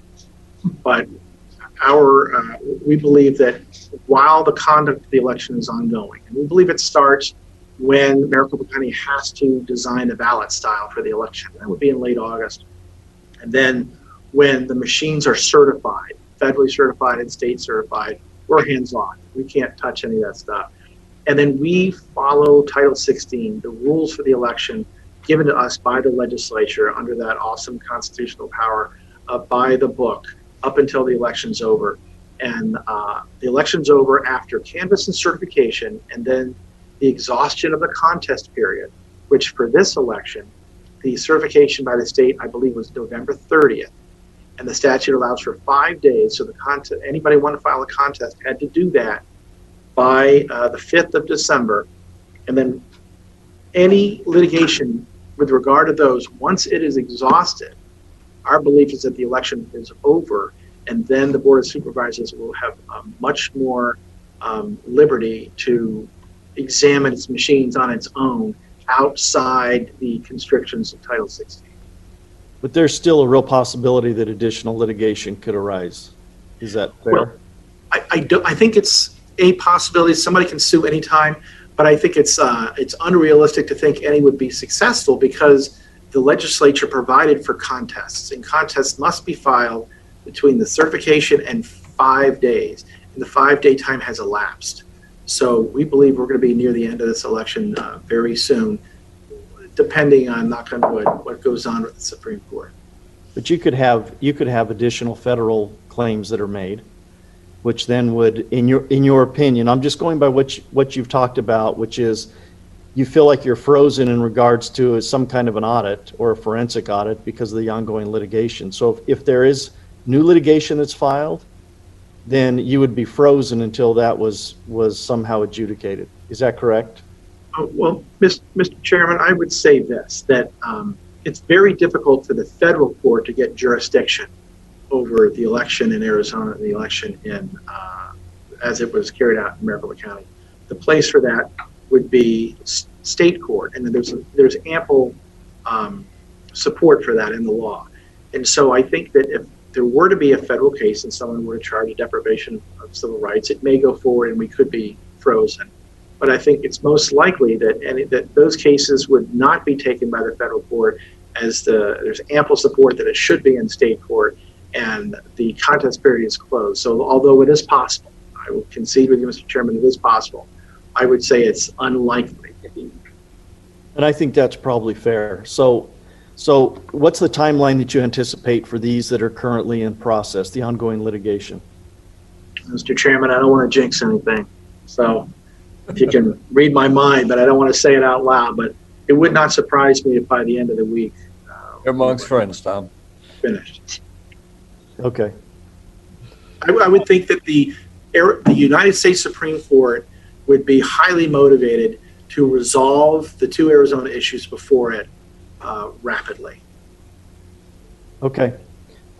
We have two senators would like to ask questions. So Senator Gray, we'll go to you first.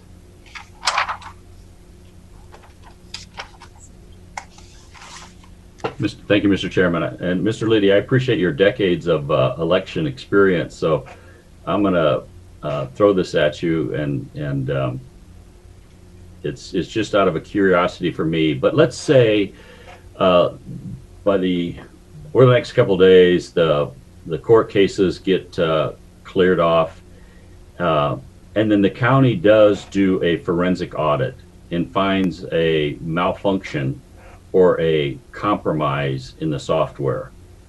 And again, this is just a question. Is there any recourse if it were to be proven that this election had been tampered with? What would be the outcome or consequences of that? Well, of course, I can't predict, what might happen in the future, specifically with a hypothetical. But I think, again, what we would do is we would stick to the laws of Arizona if that were found to have happened in Arizona. Obviously, that would be very valuable information if it were to come forward. Valuable for the Board of Supervisors, valuable for the reporter, extremely valuable to the legislature of Arizona. But whether somebody would want to take I think the only avenue that I can think of off the top of my head was at the end of the day, as the Electoral College vote, which occurred earlier today, is tabulated and then received by the United States Congress. If one could make a showing before the United States Congress that the tabulation is incorrect and persuade the Congress, the United States Congress may choose to do something about it, but I wouldn't bet the farm on it. Thank you. Thank you. Senator Genti-Rita. You're on mute. Can you unmute? Right. Am I unmuted? There you go. Yay. Okay, thank you, Mr. Chairman. So the only thing prohibiting at this point a independent forensic audit is that there's ongoing litigation. Mr. Liddy. That is the only thing that I think is prohibiting the Board of Supervisors. That yes, because ongoing litigation related to this election that was filed within the contest period means this election's ongoing, and we don't want to be accused of tampering with the evidence. The litigation is about what's in the machines, and if the Supreme Court were to say, okay, we're going to remand this back to the federal court in Arizona, and we want you to order a forensic audit of those machines,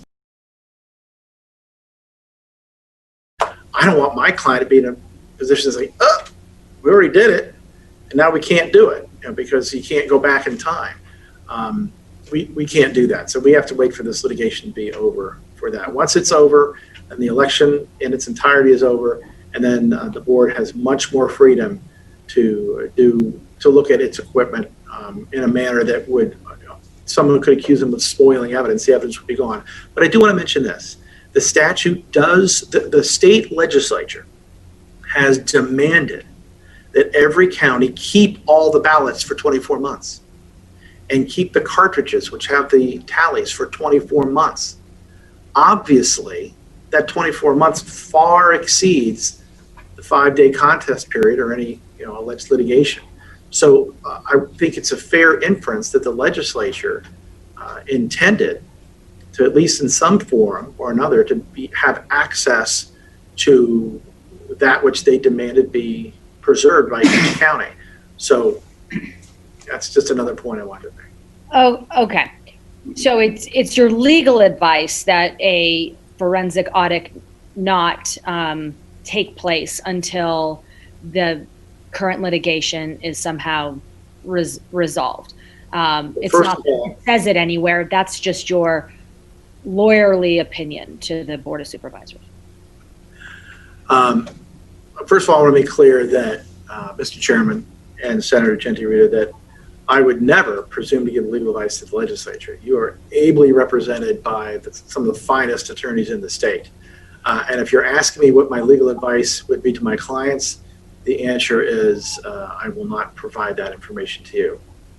Okay, no, you are. That's okay, because you already did.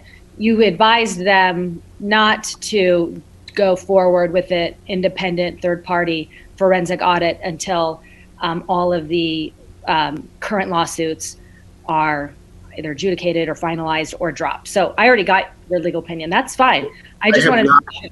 I can neither confirm nor deny that that was the legal advice that I gave to my client. Okay. Okay.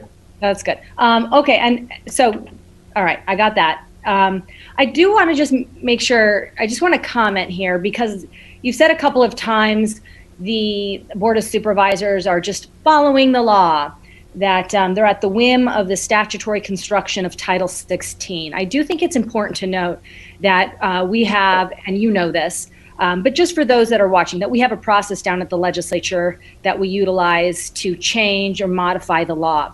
And of course, that includes not just welcoming the public to participate, but political subdivisions like yourself or the Board of Supervisors. And regularly, they do come down to register for and against bills, many of them election bills that would change Title 16 and thus change their responsibility in the management of our elections. So they're not kind of this party that sits by and then has to respond. They are actively either promoting changes and or stopping changes from happening in the legislative process as it relates to the management of elections. So they're willing participants. And I think that's important, because I do think that many of the issues that we have seen in this last election, 2020, and in subsequent elections in 18 and 16 could have been mitigated and reduced if we had, frankly, a county board of supervisors that was more willing to take a proactive approach. We talked about intergovernmental agreements. That was something that I brought to the counties, and most people said it didn't exist until I had to show documentation. And then even then, it wasn't enough to get the counties to kind of be proactive and maybe looking at it and revoting on whether that relationship was relevant anymore and if it needed modification. So, you know, if we're going to have election integrity and we're going to have voter confidence, we have to make sure we're thinking 2-3 steps ahead, and we're not just constantly responding to the state of current affairs. So in that light, the vast majority of people vote by mail. I don't see a lot of proposals coming from the counties to deal and address voting by mail. In fact, what I see is the counties wanting to push vote by mail, and the bill that they like the most is to allow counties to go to all mail elections. And we've seen that most people have concerns with vote by mail. In fact, most of the problems that we've talked about relate to vote by mail. And I know these aren't specific to the litigation, but they are specific to, again, voter integrity and making sure people have confidence and want to participate.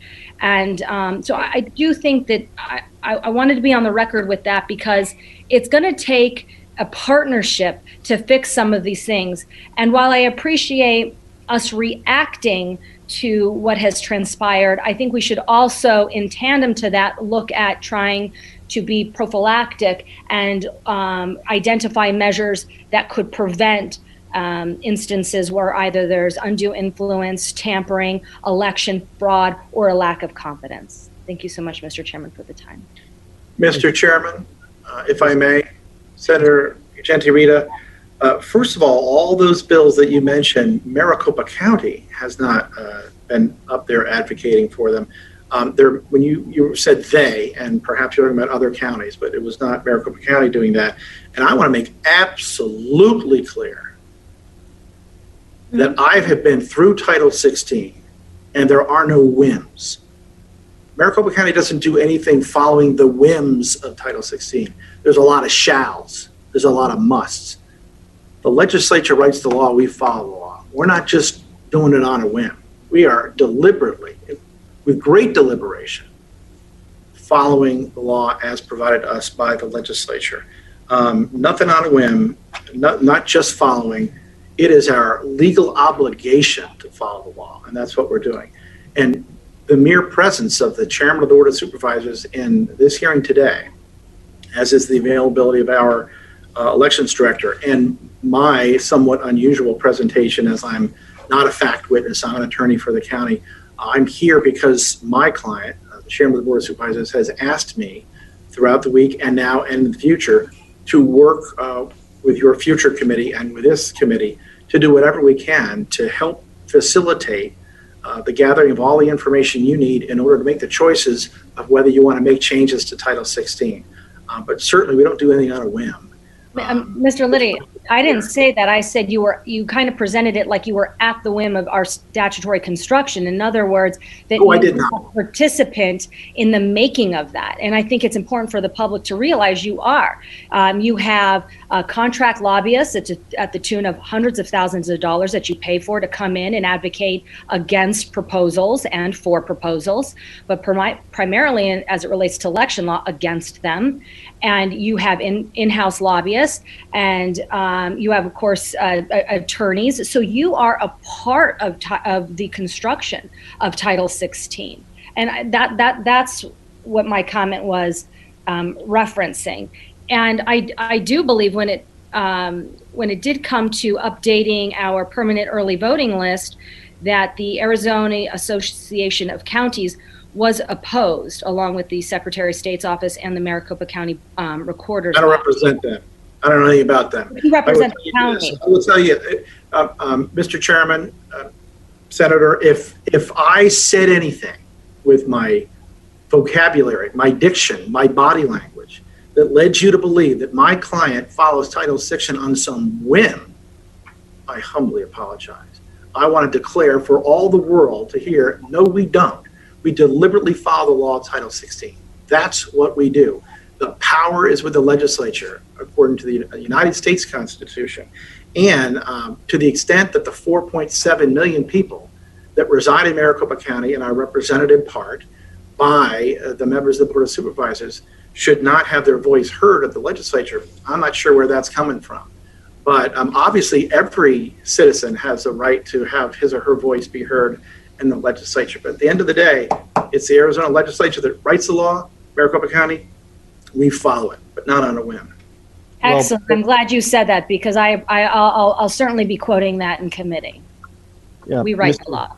Mr. Liddy, I think Maricopa County has a greater presence before the legislature than you can imagine through various avenues, including the Association of Counties, which regularly stands before my committee and testifies that they represent all 15 counties, which would include Maricopa. So if they're doing things that you're not aware of, Mr. Chairman, I suggest that maybe you need to look a little closer into what is being said on your behalf. So, Can I Chairman Hickman. Chairman? Yeah, Chairman Hickman. Yes, there are associations that some of us belong to. ACO is an association that works with all the other electeds. County Supervisors Association is the association that my board members are involved with. And quite often, we try to work with their association, but there's also times when the County Supervisors Association takes a different approach or a different tack to pending litigation, especially when it comes to budgetary authority issues and the things that we are involved in. So I understand that ACO sees you a lot, and Senator Jenny Rita, I understand that. But please know that when there is something important to the county supervisors, you'll probably get a visit from the County Supervisors Association of all 15 counties. But when there's also something very important to Maricopa County, being the largest county, that's why you get to see Supervisor Gates, Supervisor Bill Gates, Supervisor Sellers, Supervisor Hickman, Supervisor Gallardo, and Supervisor Chukri. All of us represent individual districts of this beautiful county. And one other key approach, a key thing for your legislature and your body to remember, when it comes to public statements, when it comes to strategies out there, when it comes to county supervisors that want to do something, understand that we do not have the ability to caucus. We have open meeting law. We do not caucus. So that's why it's upsetting at times for all 5 of us to stand by and be mute, it seems, when something of such import that we are discussing right now, the confidence and integrity of the election, we have to get through litigation to see what the court proves as being innocent or guilty, and we have to go from there. So I just thought I'd make that statement for all 5 of us, because it's very hard right now to watch Twitter, to try our best to talk to our legislators in our districts, to tell how important this is without it making look like we're building some sort of vote. Yeah, we understand, and we appreciate the time, but again, we understand the constraints that exist with open meeting laws. We understand the constraints that exist with the board. But again, I will reiterate that Maricopa County, as a member of the broader coalition of counties in Arizona, has a fairly robust voice, or at least is represented as having a fairly robust voice at the legislature on a very regular basis. So if they're not representing Maricopa County, then I recommend that you rethink your association with them and come down and visit us, and we're happy to see you. Chairman Farnsworth, I think that you understand that it's important to me because Senator Rick Gray talked about one phone call at 5:30 in the morning. He's not talking about all of the phone calls and neither is Ben Toma, neither is Joanne Osborne, so neither is Sina Kerr. They've been in direct contact with me. They've been involved in meetings that I've talked with constituents that have real concerns. Voters have extreme concerns. I just want to let you know, and your august body, as what our legal counsel calls you, because you are, that we want to work together when it comes to transparency and confidence in this election. And we want to work together. And I'm in front of you, and I brought my experts to the best ability that I could to be able to talk to you and your committee and to the upcoming chairman, Senator Eugenia Rita. And I just want to let everyone know we are going to work together in the space provided by you, the legislators of the state of Arizona. And we appreciate your willingness to do so. Okay, Mr. Leach, do you have questions? I have a comment. This will come up in the next session, but I want to say it because I don't want it lost in them. And when we hear from Josh Credit, I will remind everybody of the move that Mr. Fontes of Maricopa County was going to do in sending out ballots to everybody. And so that doesn't need to be discussed here. We can discuss it with Mr. Credit and the actions that were taken thereof. All right, thank you very much. Mr. Liddy, do you have anything else? We do have some other witnesses we need to hear from, so. Mr. Chairman, only to thank you and your committee for allowing me to present to your committee, and my obligation to assist you in any way that I can in the future. We appreciate your time and your presentation, so thank you. Members, any final questions for Mr. Liddy? Hearing none? Okay, thank you very much. I don't think we have anything else for the county. If you can stick around, that's great. We may have some questions. If not, we understand. It's already been a fairly long day. So I think we're going to move on, and we have a couple of people here from the Attorney General's office. Josh Credit is here. Josh, there you are. So Josh, we appreciate you being here, and we'd like to hear from you kind of in the same vein that we did the Maricopa County people. Tell us, if you will, and I know you have somebody else here that is affiliated with the fraud task force, but I don't know if you have an opening statement. I don't know if you want to kind of fill us in on what you're doing. I don't really know what you're doing versus the other person from your office. So I'll just kind of turn it over to you and let you make an opening statement. Well, thank you, Mr. Chairman and members of the committee. I thought that I could maybe give a general overview of what the unit has been doing since it was created about a year and a half ago. And then I have Jennifer Wright, who's an assistant attorney general in our unit. I think she's available virtually. I don't know if I see her yet. But she'll be able to go into more in depth as to what the complaints we've seen recently in the last couple months and weeks and what our office has found. Okay, and that sounds great. This is, for those who don't know, this is the election integrity unit that was formed within the office of the Attorney General. So if you would proceed and just kind of give us an overview. Thank you, sir. For the record, my name is Josh Credit, Deputy Attorney General for Law and Policy with Arizona Attorney General Mark Brnovich. And with me is Assistant Attorney General Jennifer Wright. She's one of the key members of the Election Integrity Unit. We appreciate the opportunity to present for you today about the work of the unit. And as I said earlier, I'm going to talk generally more broad strokes about what we've been doing since it started. And then Jennifer, I think I'll kick it to her for what has been going on recently since the primary in general and post-election day. So the unit just generally investigates complaints of civil and criminal violations of election law and voter fraud. And we have a public complaint process for members of the public to provide us allegations of fraud. The unit also works in concert with our Solicitor General's office and also our government accountability unit to address kind of all things election integrity, but I'll just rattle off a few things they do. I mean, it's not limited to this, but it's, litigation, opinion requests, campaign finance, misuse of public monies related to elections, obviously investigating allegations of voter fraud, whether in the civil or criminal context. The unit is made up of 4 full-time employees. That's 1 civil attorney, 1 criminal attorney, one special agent, and one administrative staffer.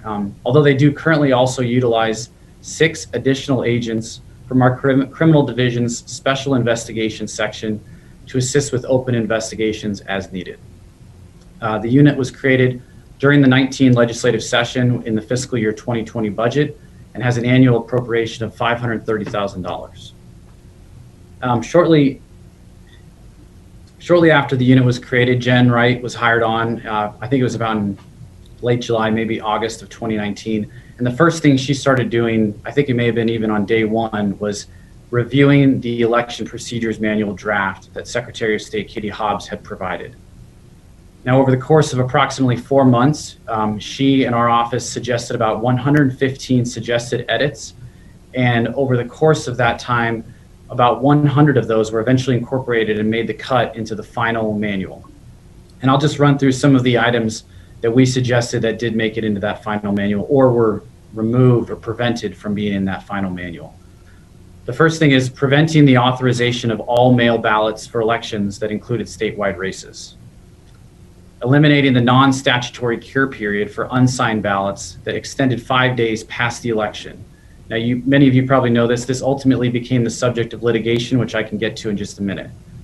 Preventing the implementation of electronic adjudication through the manual because it directly contravenes state law. And then obviously this was followed by the legislature passing an emergency statute to implement electronic adjudication. Preventing the manual from allowing county recorders to establish pop-up precincts without obtaining prior Board of Supervisors approval.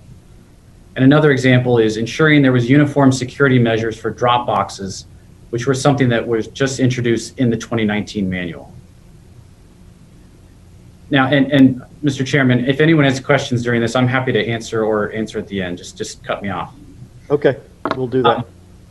During the fall 2019 election, several election-related complaints came in, and I'll touch on one notable one. It was a complaint filed regarding illegal electioneering by the Bullhead City Manager related to Proposition 415. An investigation was done and a violation was determined to have occurred, and I believe that is currently wrapping up in settlement negotiations right now. If you fast forward to the first part of the year, some of the examples of the unit's work in early 2020 included the following. And this is the item that Mr. Leach just touched on. So right before the presidential preference election, Maricopa County Recorder Fontes attempted to illegally mail out 200,000 ballots to registered voters who had not yet cast ballots and who had not requested an early ballot.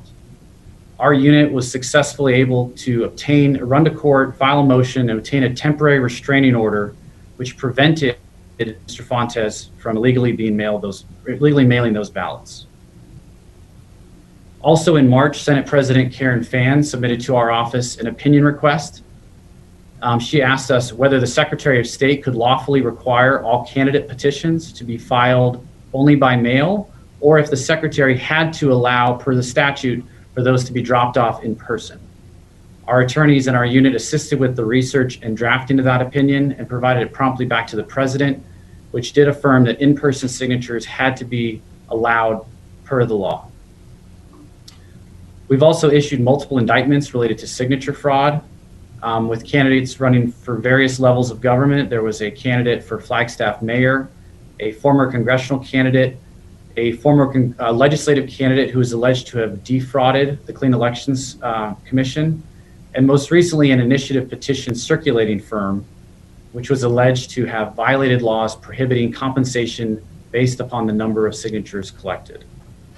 And we also recently have obtained 2 successful convictions, one related to double voting from the 2016 election. I believe it was an individual who voted in the Arizona and Nevada election. And then also a successful conviction of an individual who violated the 75-foot limit during the 2018 election by having a camera filming people. Now, before I move on to complaints, about the primary in general, I think I'll touch briefly on the election-related cases. Arizona saw its host of cases. These are happening all around the country. But on at least 8 different occasions during this year, our office had to intervene or move to defend Arizona election law because election officials would not defend state law or because they were acting contrary to the law.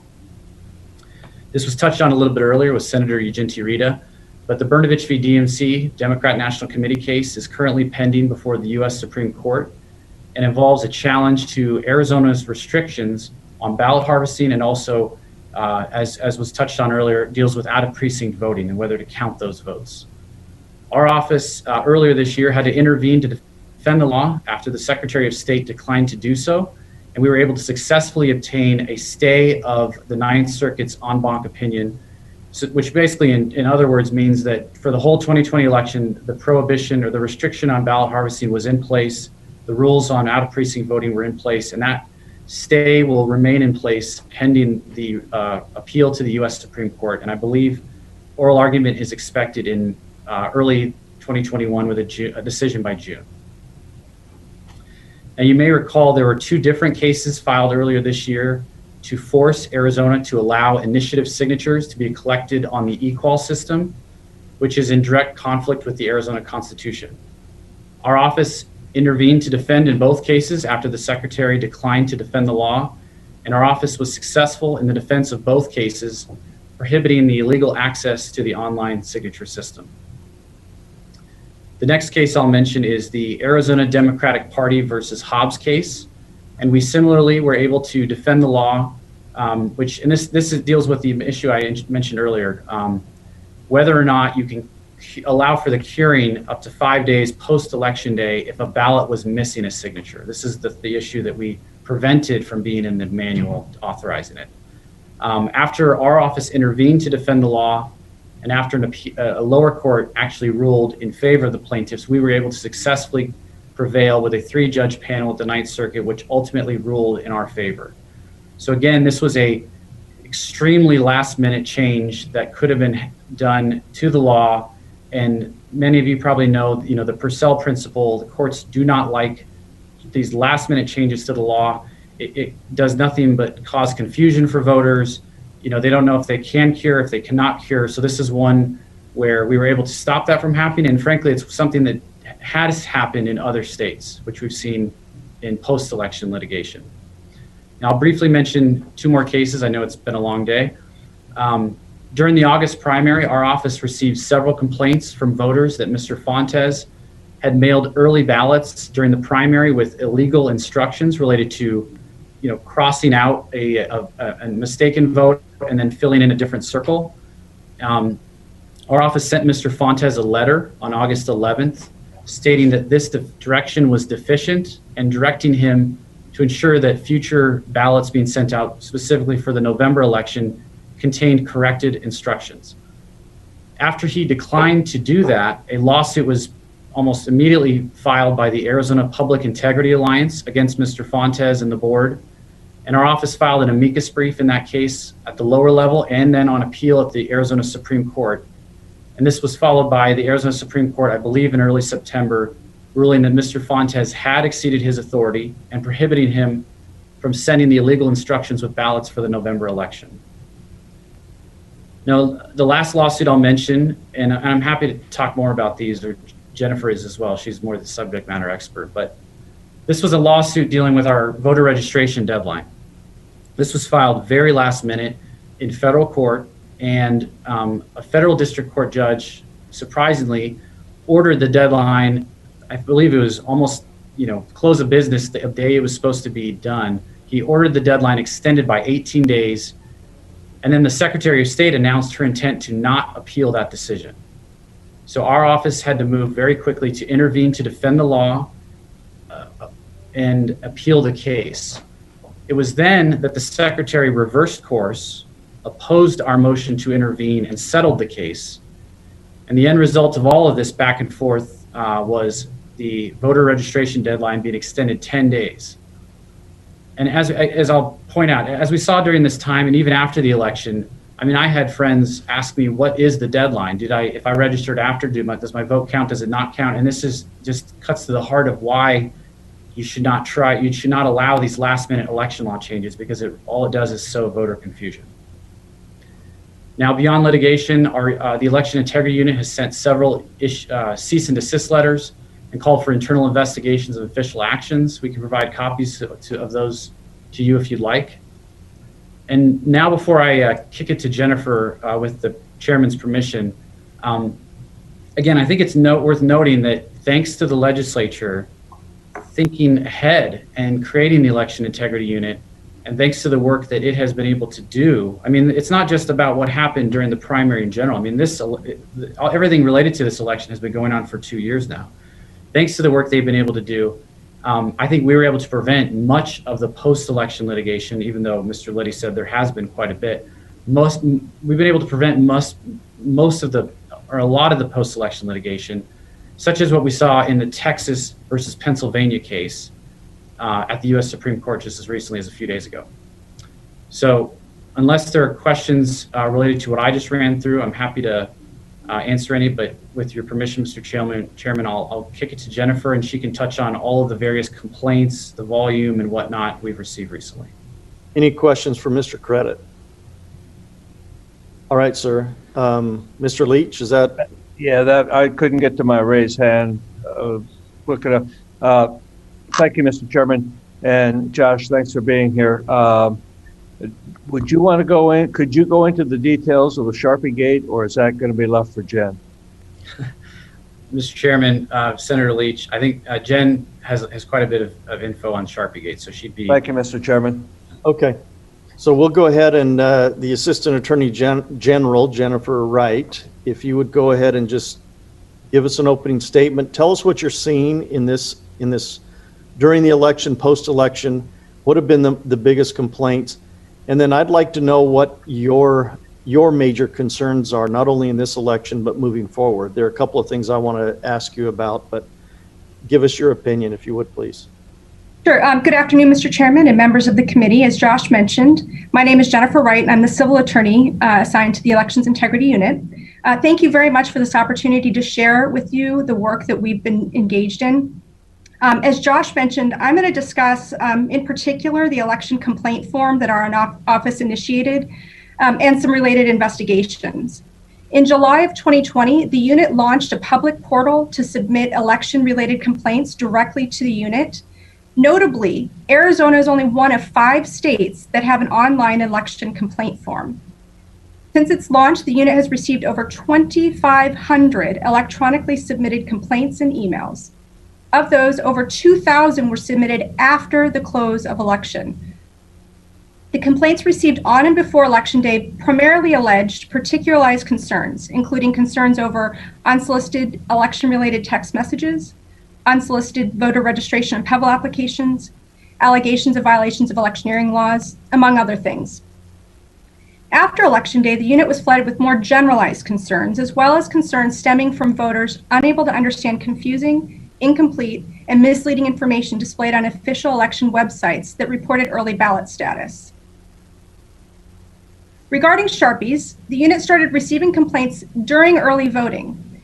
At that time, the unit began investigating the issue, but within days of the first complaint, Maricopa County released a video explaining that the new tabulators can read ballots even with bleed-through, and that Sharpies were now recommended by the equipment manufacturer. Based on the official response, we forwarded the complaints received to Maricopa for their records and closed those pre-election complaints with the complainants. On Election Day, the unit received more Sharpie-related complaints. According to interviews that I personally conducted with Election Day witnesses, the ballot tabulation machines were not alleged to be rejecting the ballots based on those Election Day reports. In the days following the election, we received over 1,200 Sharpie-related complaints. More than 1,000 of those were generalized concerns about having to use a Sharpie, but failed to allege specific problems related to their use. However, about 60 of the complaints alleged their ballot was rejected and either placed in that slot 3 or for later tabulation, or that they or the poll worker pressed the green button to force the defective ballot to be cast.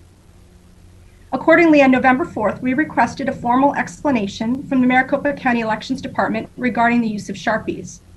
Based on the county's response and subsequent court testimony, the unit is satisfied the Sharpies did not cause widespread disenfranchisement.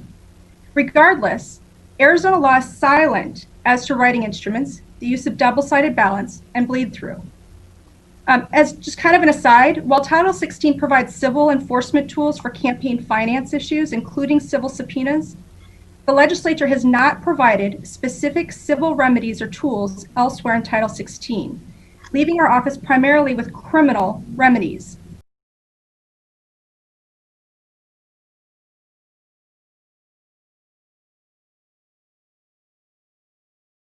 This is especially true for post-election issues that require us. We sent a letter to the Maricopa County Board of Supervisors encouraging them to increase the hand audit count from 2% to 5% to help alleviate concerns and instill public confidence in the integrity of the vote tabulation equipment. That suggestion was not heeded. Regarding other complaints lodged, the unit is still reviewing hundreds of complaints and has dozens of open criminal investigations. Due to the ethical rules for prosecutors, our office neither confirms nor denies in criminal investigations. I'll generally note that the unit is investigating complaints stemming from allegations of illegal voting. A list was submitted to the unit just last week on December 8th, alleging specific instances of potentially illegally cast votes. Notably, even if the unit is able to substantiate every one of the alleged illegals, the unit has to prove who illegally cast the ballot to secure a criminal conviction. Further, the number of illegal votes we are investigating based on referrals would not alter the outcome of the election. The unit is fully investigating these allegations and intends to prosecute every substantiated violation, but criminal investigations take time. Finally, in addition to the hundreds of complaints requesting a forensic audit, the unit has received generalized allegations pertaining to certain equipment vendors. The unit has already communicated that it is our opinion that county officials may ensure the accuracy of their equipment by auditing their equipment. Lastly, I want to point out that the unit not only engages in election integrity work, we also assist voters with enfranchisement as well. Personally, I've helped renew registrations of individuals who are removed from the county voter registration files due to changes in Service Arizona. I've helped another individual who's removed from the voter registration files based on a misunderstanding of law by the county workers. And I took steps against a nursing home that was preventing residents from exercising their right to vote. The unit also personally delivered over a dozen ballots that were dumped in the desert to make certain those voters had their voice heard in this election. I'm happy to answer any of your questions. Do note that due to the sensitive nature of criminal investigations, I'm unable to confirm, deny, or discuss ongoing investigations. I appreciate that. We understand that, but it also limits our ability to kind of get some information. Do we have any questions from the committee? Mr. Leach? Thank you, Mr. Chairman. Thank you, Jed, for the update. Josh, and I think that the chairman introduced you from the civil division, which begs the question, you have I think you have a criminal partner in the elections integrity. Is there any report on the criminal side? That's either Josh or Jen. Or are you reporting for both sides? I'm reporting for the unit as a whole. Unit as a whole. So everything, okay. Thank you, Mr. Chairman. Thank you. Okay, any other questions? I have a couple. I want to get your opinion on 3 areas of concern. I think there are plenty of other concerns. The issues of dumping ballots, the issues of getting somebody who's not capable of voting, filling out their ballot and bringing it in. There are a lot of areas where I think fraud could occur. But there are 3 that I'm concerned about particularly that I think are significant. And one's not fraud, one we've already talked about it, but for example, we had a bill, I don't remember exactly how long ago, Senator Ugenti-Rita may remember, but it had to do with cleaning up the Pebble. And I think it was your bill, as a matter of fact. Yeah. If I recall correctly, the issue is we don't have, when we say permanent early voting list, we actually are permanent early voting list, and there's no automatic way to get somebody off of that list. And so if someone dies, if we have people that have moved, I can tell you that's one of the concerns of complaints is that if people move or if kids move out of state and then the parents continue to get those ballots, those are easily voted. I know there was at least one case where there was an allegation of that. But we had a bill, Senator Ugenti-Rita had a bill, it came before my committee, and it simply would have said something to the effect that if you don't vote in 2 consecutive elections, that you would then be removed from the PEVL. And for those who don't know, that's the permanent early voting list in Arizona. You wouldn't be prohibited from signing up again. So if for some reason you didn't vote and you didn't want to be removed, all you have to do is to sign back up, put your name back on the PEVL, and you'll receive those ballots like you did before. There was tremendous opposition in committee, allegations of voter suppression. But in my mind, that seems like a rational direction to take, where we're going to keep and we heard from Maricopa County that keeping those voter rolls as pristine as possible in real time is integral to having an election system that we can count on. So I throw that out to you. I don't believe that has passed. I don't believe that we have that in place. And so we still have truly a permanent early voting list, even if you die. From a fraud perspective, what is your opinion on that legislation and how it would affect the ability to clean up those rolls? Well, I do want to correct one thing, is that the Arizona Department of Health Services is required to send a list on a monthly basis to the Secretary of State. And so anybody who's been reported to DHS as having passed away is supposed to be removed through the on the rolls. So while there are allegations that dead voters or people who are alleged to be deceased may have voted and may still be on the rolls, there is a process in the statutes that's supposed to remove people who at least were reported to Arizona Department of Health Services as being deceased. This may or may not include people that died in another state, so that maybe needs to see some improvements in the statutes and legislation. Regarding the removing people from the voter registration files, on a regular basis, I think that it's imperative that we have clean rolls.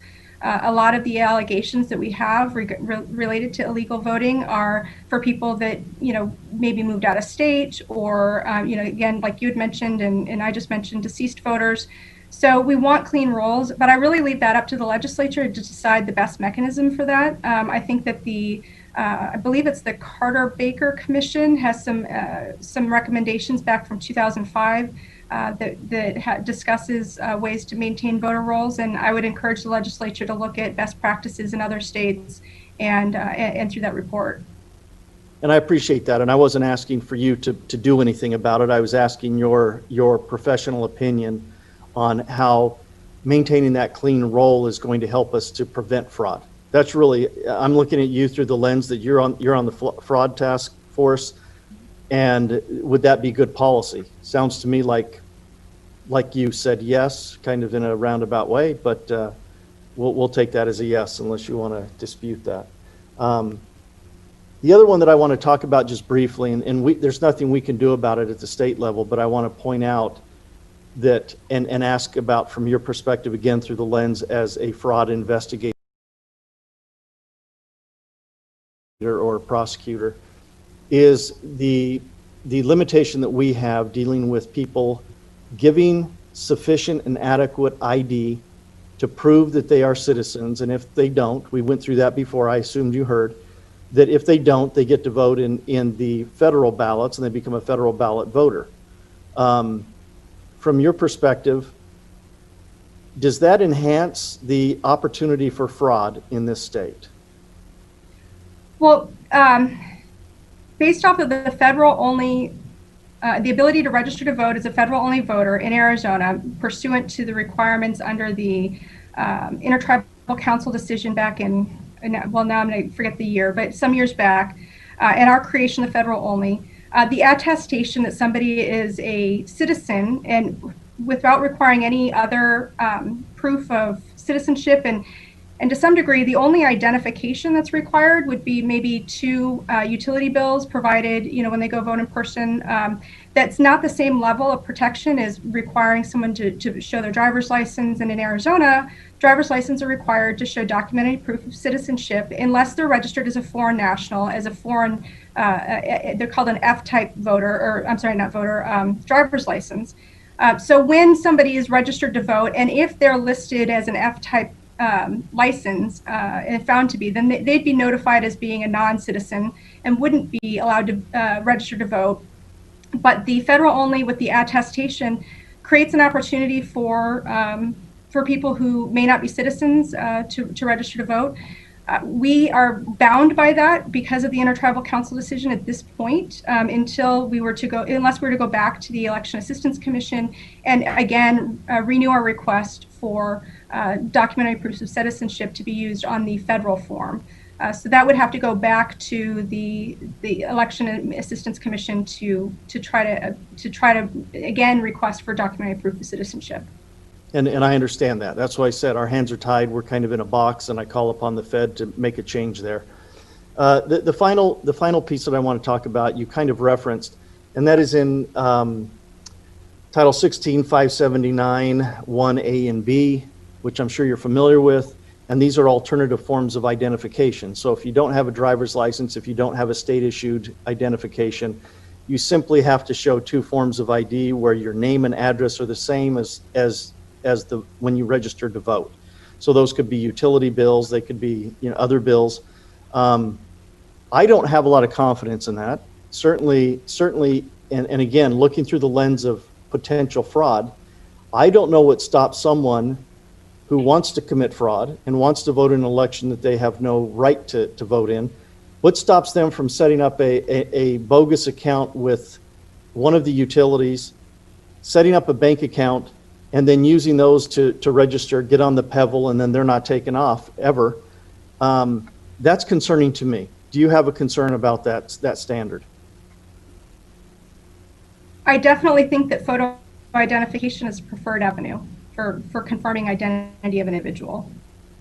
Okay. And your very cautious responses are duly noted. Senator Ugenti-Rita.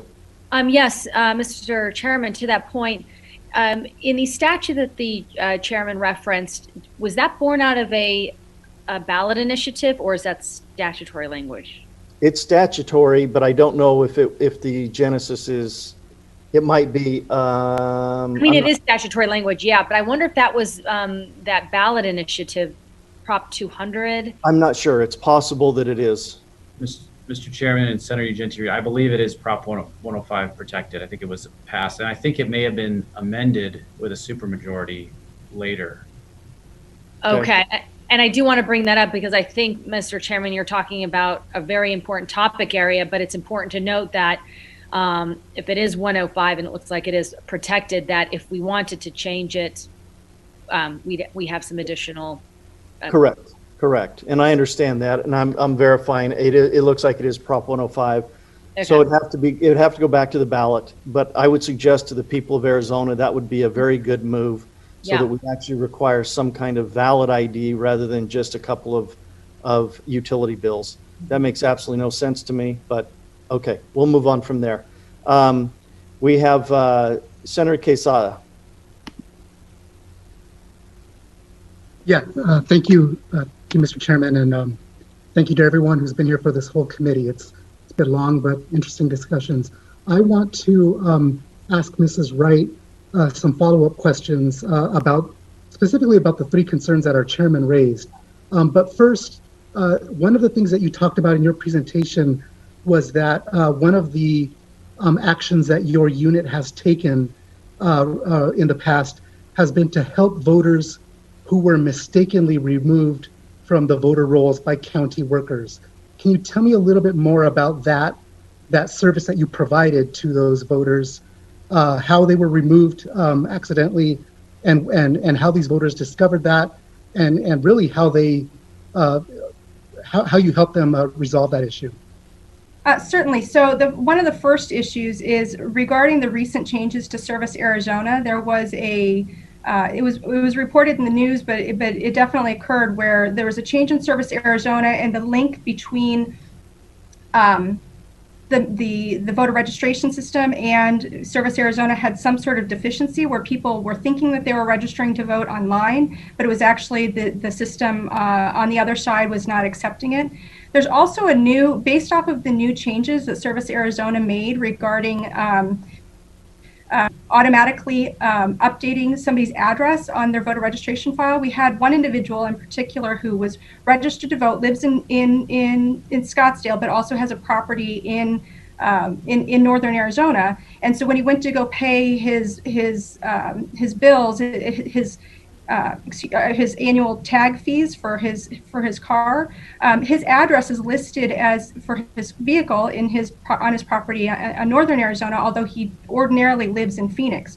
When he went to go pay this bill, it automatically changed his voter registration from Maricopa to Yavapai County.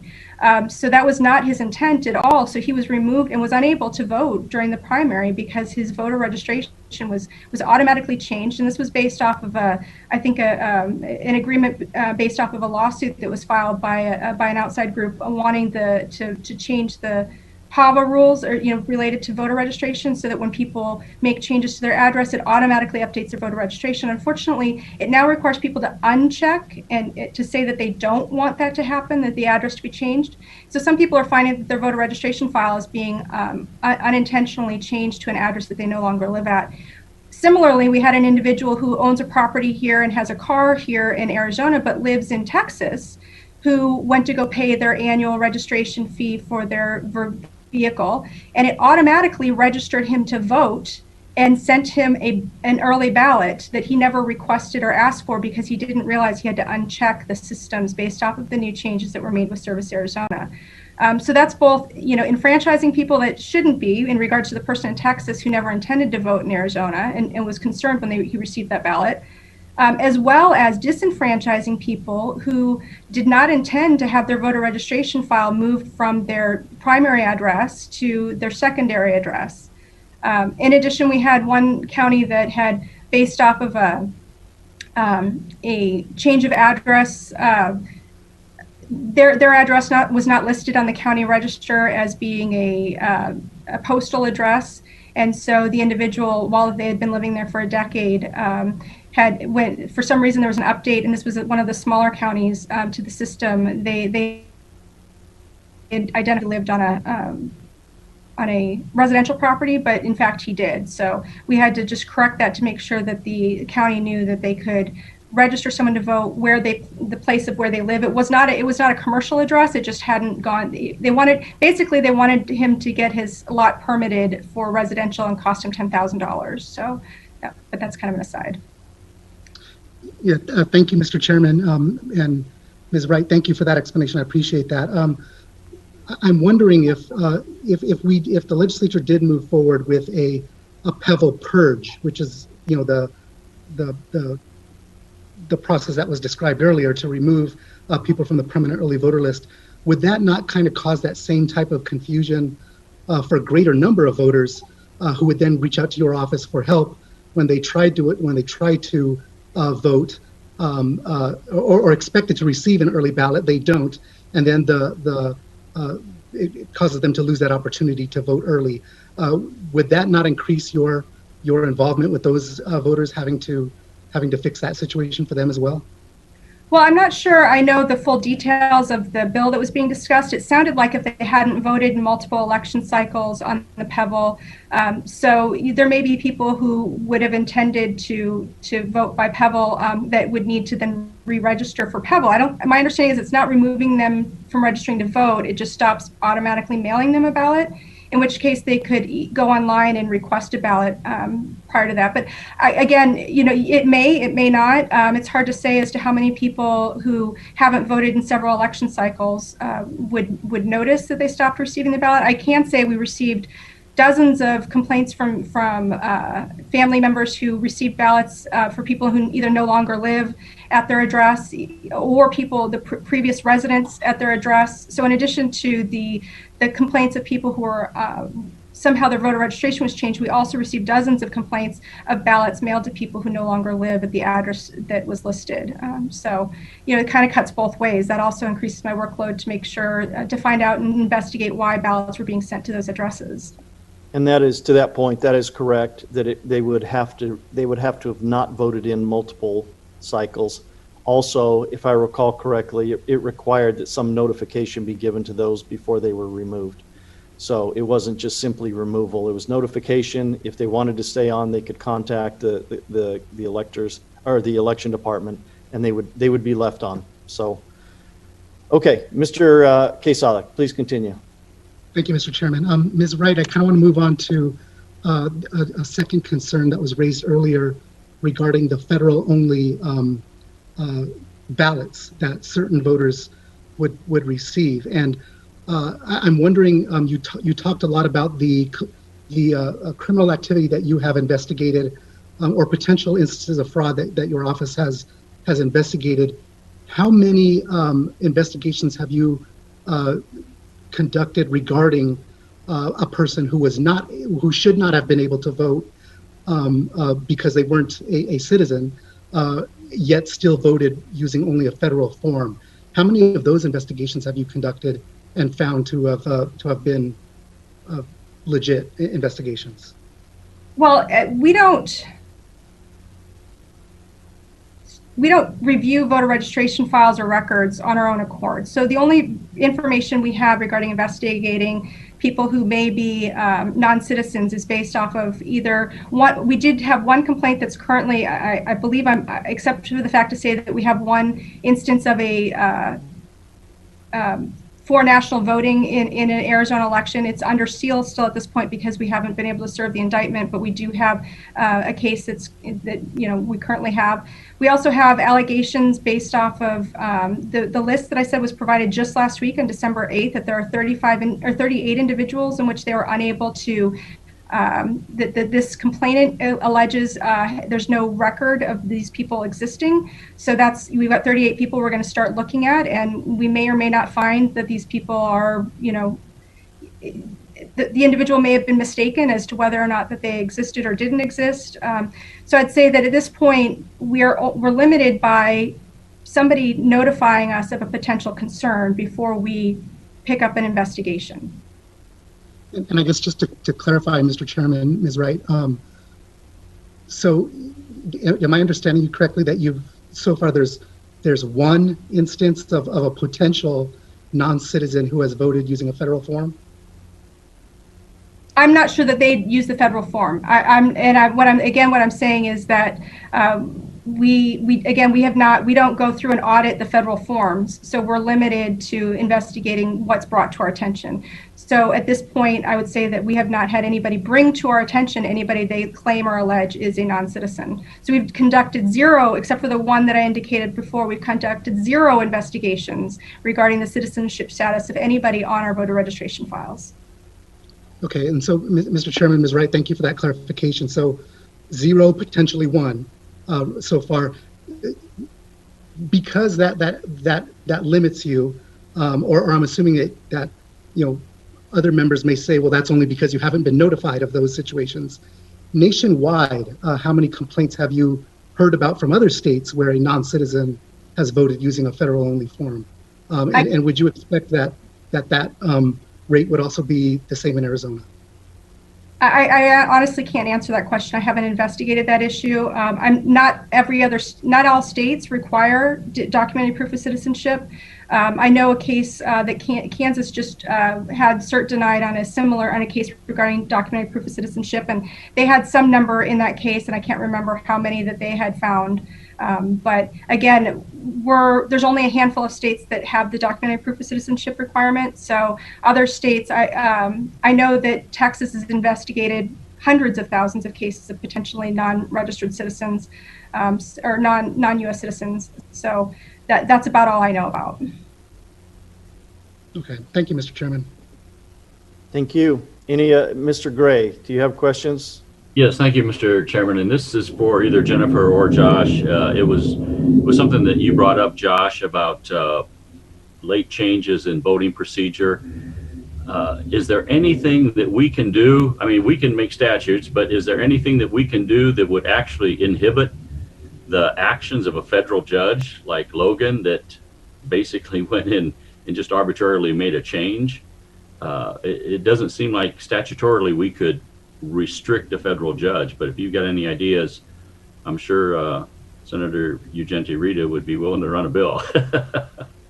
Well, Mr. Chairman, Senator Gray, I'd love to brainstorm that with you because, basically by the very nature of when they brought it and, mechanically how much time it takes to, do a motion to intervene and then have that opposed, and and then have an oral argument, it kind of invites these last minute changes because they got 10 days.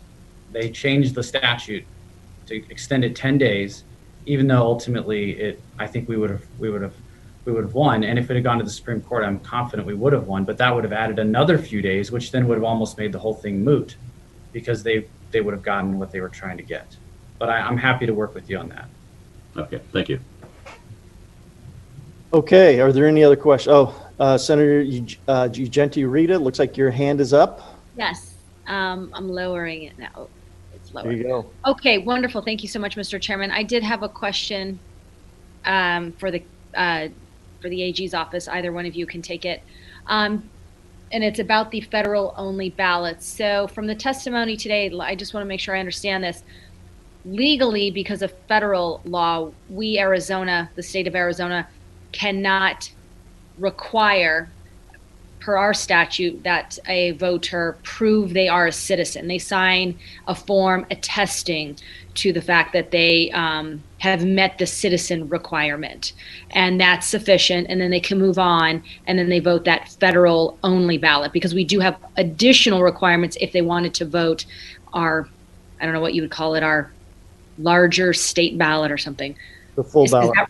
The full ballot. Thank you so much. Is that right so far? Mr. Chairman, Senator Ugenti, that is correct. I mean, it is a felony if you avow you say you're a citizen on the federal, and you're really not. And I think it's a state violation too to be voting when you're not really a citizen. But beyond, we are preempted on the federal form. Okay, to require that they prove as a stipulation before they get a ballot. Just attesting to it suffices. So let me just ask, is there anything we could do? Could we segregate those ballots and then investigate if they indeed are citizens by cross-checking them with other databases, and therefore then proving that they are indeed a citizen or not? So we didn't require them to do it at the front end, but are we able to do something about it and figure out whether they're a citizen or not? Mr. Chairman, Senator Ugenti Rita, I know that Representative Townsend, for example, worked with you all, and a bill was passed and signed that I think put a little more transparency on those numbers. I think the recorders have to now report how many they have on those rolls. I don't know if they report how many actually vote, but I think to do that, I think that way with the secretary or the recorders who have those rolls, because we don't possess the voter registration rolls, for example, and I mean I know you all don't. So I think there would have to be maybe some legislation to encourage cooperation. So, Mr. Chairman, so we could require the political subdivision or, I don't know, entity or governmental entity that's in charge of the voter rolls to cross-reference those federal-only applications to make sure that those individuals are citizens or not. I mean, that's legislation we could work on, and that wouldn't violate the federal law. Mr. Chairman, Senator Ugenti Rita, I'm not aware of that being part of what the reason we're preempted, I think, is different from what you're talking about. So that would have to, maybe there's a different legal theory of why it would violate it, but I think you could do that, yes. Okay. Great. Excellent. Thank you. All right. Do we have any other questions? Senator D'Alessandro, there you go. Your hand is up. Thank you so much, Mr. Chairman. Ms. Wright, I swore I wasn't going to say anything else today, but your comments about 38, 37 people, someone's asserting that these people don't exist. Can you just share what kind of documentation is the intake for cases like that? It really perplexes me. So I'd be grateful for any guidance. You could tell me what the process is. Sure. So we have the the elections complaint form that's available on our website. And last week, an individual submitted to us a list of names of individuals that herself and I think a group of people had investigated that they believe have unlawfully or illegally voted in this last election. So we have just received that, and we are just now beginning the intake. So based off of the allegations, there was, a significant amount of information that suggested that our criminal division should review that. So those are now being sent over to criminal for review, and we will be obtaining copies of the information that she supports her claims, because the election complaint form doesn't have the ability to, I think, submit everything, probably to the extent that the research that her team of people had done. But we've received it, and it will now go to the next step. But criminal investigations take time, and there were, lots of names on this list, and so some of them are alleged to have specifically voted in this election. Some were just alleged to have received ballots, even though they were allegedly deceased. We have had some claims that have been sent into our office by Maricopa County Board of Supervisors in particular that allege that maybe some people who are deceased voted in the election. The ones that have been referred by the Board of Supervisors, we have cleared as the individuals were not, one, there was a misunderstanding in the way the computer program worked, and the other one was in fact not deceased, so that was good news. So at this point we have allegations, and again, they just came in on December 8th, and so the process is now just beginning. And I know it for some people the criminal process takes a lot more time than they would like, but we have to prove beyond a reasonable doubt that a crime was committed before we can take any further steps on these. So we are working through those, and it will investigate them on a case-by-case basis based on the allegations that we received. Thank you. Mr. Chair, just a little follow-up, please. Please proceed. Thank you so much. Since I'm the exiting member on the committee, would you please keep me apprised at the House how these cases turn out, even though I'm not going to be serving on a Judiciary or Election committee. Thank you so much. Thank you. Okay. Any other questions? Hearing none. We appreciate your time, appreciate your testimony and the work that you're doing. So, members, we don't have anybody else that we put on the agenda to speak or to testify. So I'm going to open it up to